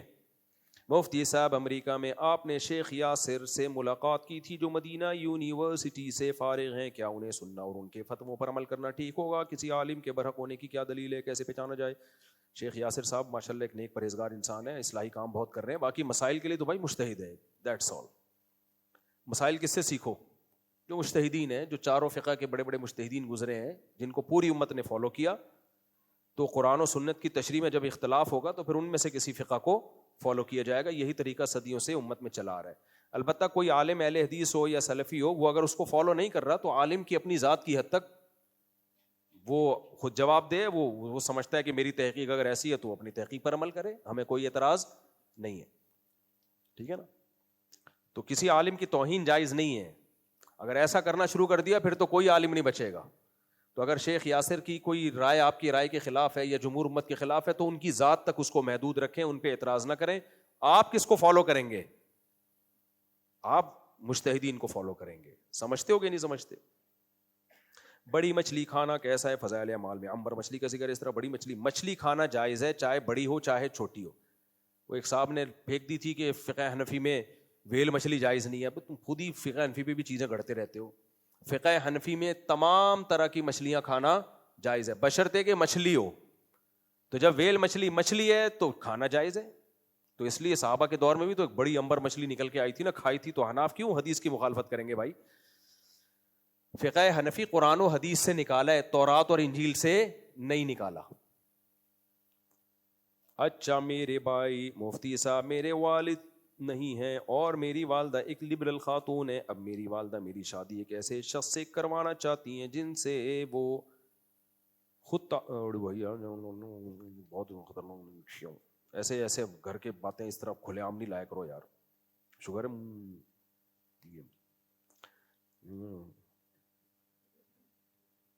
یہ سوال دارالفتہ میں جمع کرا دیں. ایسے کوئی پرسنل نوعیت کے جو سوال ہوتے ہیں حیا کے خلاف ہوتے ہیں وہ یہاں دارالفتہ ہے, وہاں سوال لکھ کے فون نمبر ڈال کے جمع کرا دیں. ریٹرن میں اسٹیمپ کے ساتھ مہر کے ساتھ جواب مل جائے گا انشاءاللہ. مفتی صاحب میں گجرانوالہ سے اسپیشل آپ سے ملنے کے لیے آیا ہوں. کہاں ہیں گجرانوالہ والے؟ جلدی آؤ. نماز جمعہ کے بعد 4 سنت ہے یا 6 سنت؟ دونوں قول ہیں. 4 سنت میں آسانی ہے یار, اتنی لمبی نماز ہو جاتی ہے. 4 سنت پہلے 2 فرض پھر 4 سنت پھر خطبہ بھی ہے اس میں. بہرحال دونوں قول ہیں, لیکن ہماری رائے میں 4 سنت والا قول آسانی پر مبنی قول ہے. تو حضرت مفتی رشید احمد صاحب کا بھی اسی پہ فتویٰ ہے کہ 4 سنت موقع ہیں. کوئی احتیاط پہ عمل کرنا چاہے تو 6 سنت پڑھ لے, زیادہ اچھی بات ہے. مفتی صاحب میں بہت زیادہ کوشش کرتا ہوں کہ مجھ سے گناہ نہ ہو, لیکن مہینے میں 1-2 دفعہ گناہ ہو جاتا ہے. صغیرہ جو کبیرہ گناہ. دیکھو گناہ جب بھی ہونا اپنے اوپر کوئی سزا متعین کرو, روزے کی یا صدقہ خیرات کی. جس گناہ کی عادت پڑ جائے تو آہستہ آہستہ وہ گناہ چھوٹ جاتا ہے. السلام علیکم. گجراں والوں کی صحت ایسی نہیں ہوتی. گجراں والا والے بہت پاورفل ہوتے ہیں. گھر کا کھانا کھا کے بھی گجراں والوں کی یہ خیر. آپ گجراں والا والوں کے لیے ایک افسوس کا مقام ہے آپ. اللہ آپ کو خوش رکھے. جزاک اللہ. وہیں کر لیں نا, وہاں بیٹھ کے کر لیں سوال. اچھا اکیلے میں پوچھنا ہے تو چلے پھر اس پہ مشورہ کرتے ہیں.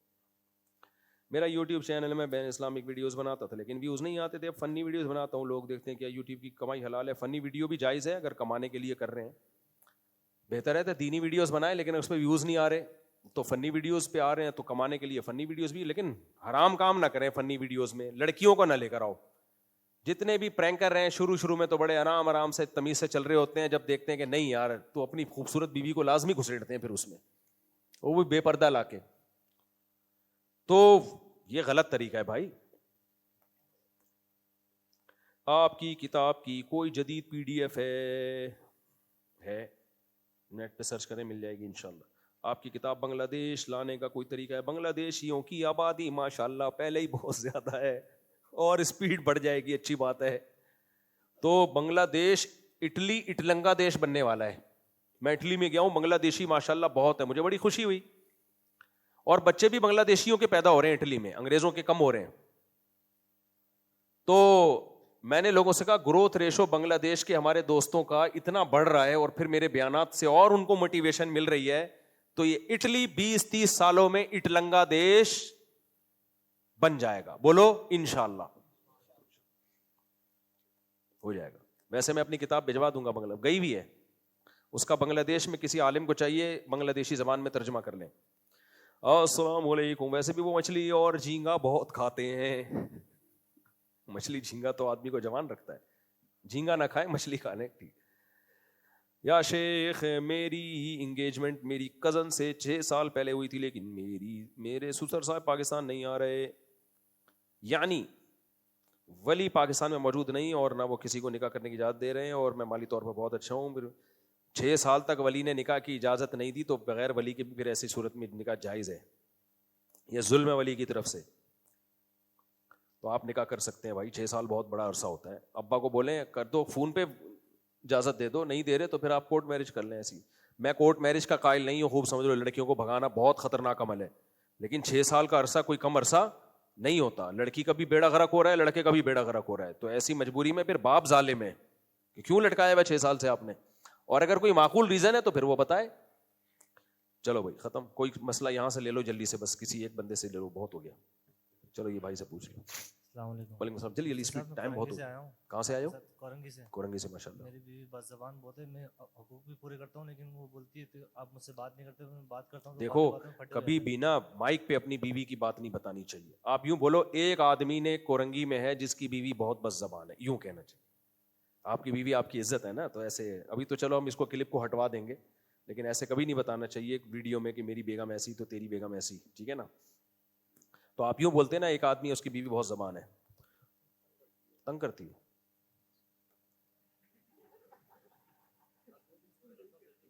سب کی بیویاں نارملی ایسے ہی کر رہی ہوتی ہیں, تو کون اجازت دیتا ہے دوسری؟ آپ کسی کی بیوی ہوتے آپ بھی نہیں اجازت دیتے, اللہ کے بندے ہیں. تو نارمل ہے, تو سب جگہ ایسے ہی ہوتا ہے. نئی بات لاؤ مارکیٹ میں ہے. تو سب کی بیویاں تھوڑا بہت تنگ کرتی ہیں میرے بھائی, برداشت کرو. نہیں سیلفی نہیں, جس کی بیوی تنگ کرتی ہے اس کے ساتھ سیلفی نہیں لوں گا میں. جی بس آخری سوال یار. میں فیصلہ آباد سے آیا ہوں. ماشاء اللہ. ایم فل اور پی ایچ ڈی کے جو اسٹوڈنٹ ہیں ان کا کچھ مسئلہ ہے, وہ میں آپ سے ڈسکس کرنا چاہتا ہوں. جی لیکن وہ کچھ لمبا ہو جائے گا, اگر آپ کہتے ہیں تو میں آپ کو ویسے بھجوا دوں گا. ہاں بھجوا دیں تو اچھا ہے, ریٹرن میں لکھ کے دے دیں. مسئلہ ان کا اچھا. تو وہ یہ ہے کہ ٹیچر کی طرف سے بہت ٹارچر ہے, اچھا. اور جو ڈیٹے بنتے ہیں وہ فیک بنتے ہیں. ہاں, اور اس میں انسانیت کی کوئی خدمت نہیں. ایم فل اور P H D, P H D کے. ہاں جی, اچھا. ایگریکلچر سے. ہاں جی, میں خود قطر میں نہیں, ہوں. پی ایچ ڈی میں جو تھیسس وغیرہ لکھتے ہیں ریسرچ کر کے, تو وہ بھی فیک ہوتے ہیں. 90% زیادہ فیک ہوتے ہیں. اچھا. آپ اسے امیجن کریں کہ میٹلس نکالنے ہیں پلانٹ میں سے سیریل گروتھ میں, تو وہ زیادہ تر اس میں سے کارسینوجینک ایجنٹ ہوتے ہیں. تو فیصل آباد میں کوئی ایسی مشین ہی نہیں ہے جو میٹل کو ڈیٹیکٹ کرے. اچھا. پبلیکیشن ریسرچ آ رہی ہیں اس میں سارا کا سارا ڈیٹا دیا ہوا. دیکھیں یہ تو گورنمنٹ کے کسی ادارے میں جا کے کمپلین کریں نا, یہ تو حکومت کا کام ہے, یونیورسٹیوں کا کام ہے کہ وہ اپنے نظام کو ٹھیک کریں. ہاں جی, یہ بات ہے, لیکن میں یہ کہہ رہا ہوں کہ ان کا اس سے ڈپریشن بڑھ رہا ہے کہ ٹیچر کی طرف سے پریشرائز کیا جا رہا ہے. جی جی, میں کیا کر سکتا ہوں, نظام کو ٹھیک کرنے کی ضرورت ہے. باہر جائیں پڑھنے کے لیے. پھر یہ مسئلہ میں آپ کو ڈیٹیل میں بتا سکتا ہوں, آپ اس میں چاہتا ہوں کہ ڈیٹیل سے ایک بات کریں. ٹھیک ہے, آپ پھر ریٹرن میں لکھ کے دے دیں تو اس پہ ہم سے جو ہو سکے گا. واٹس ایپ نمبر جو ہے نا پچھلے ایک ہفتے سے نہیں, واٹس ایپ پہ نہیں دیں, واٹس ایپ پہ تو بہت رش ہوتا ہے. تحریری کاغذ پہ لکھ کے جمع کرا دیں. ہم تو فیصلہ آباد سے, ہم کیسے پوسٹ کر دیں اس ایڈریس پہ, TCS کر دیں. جی بھائی. ہاں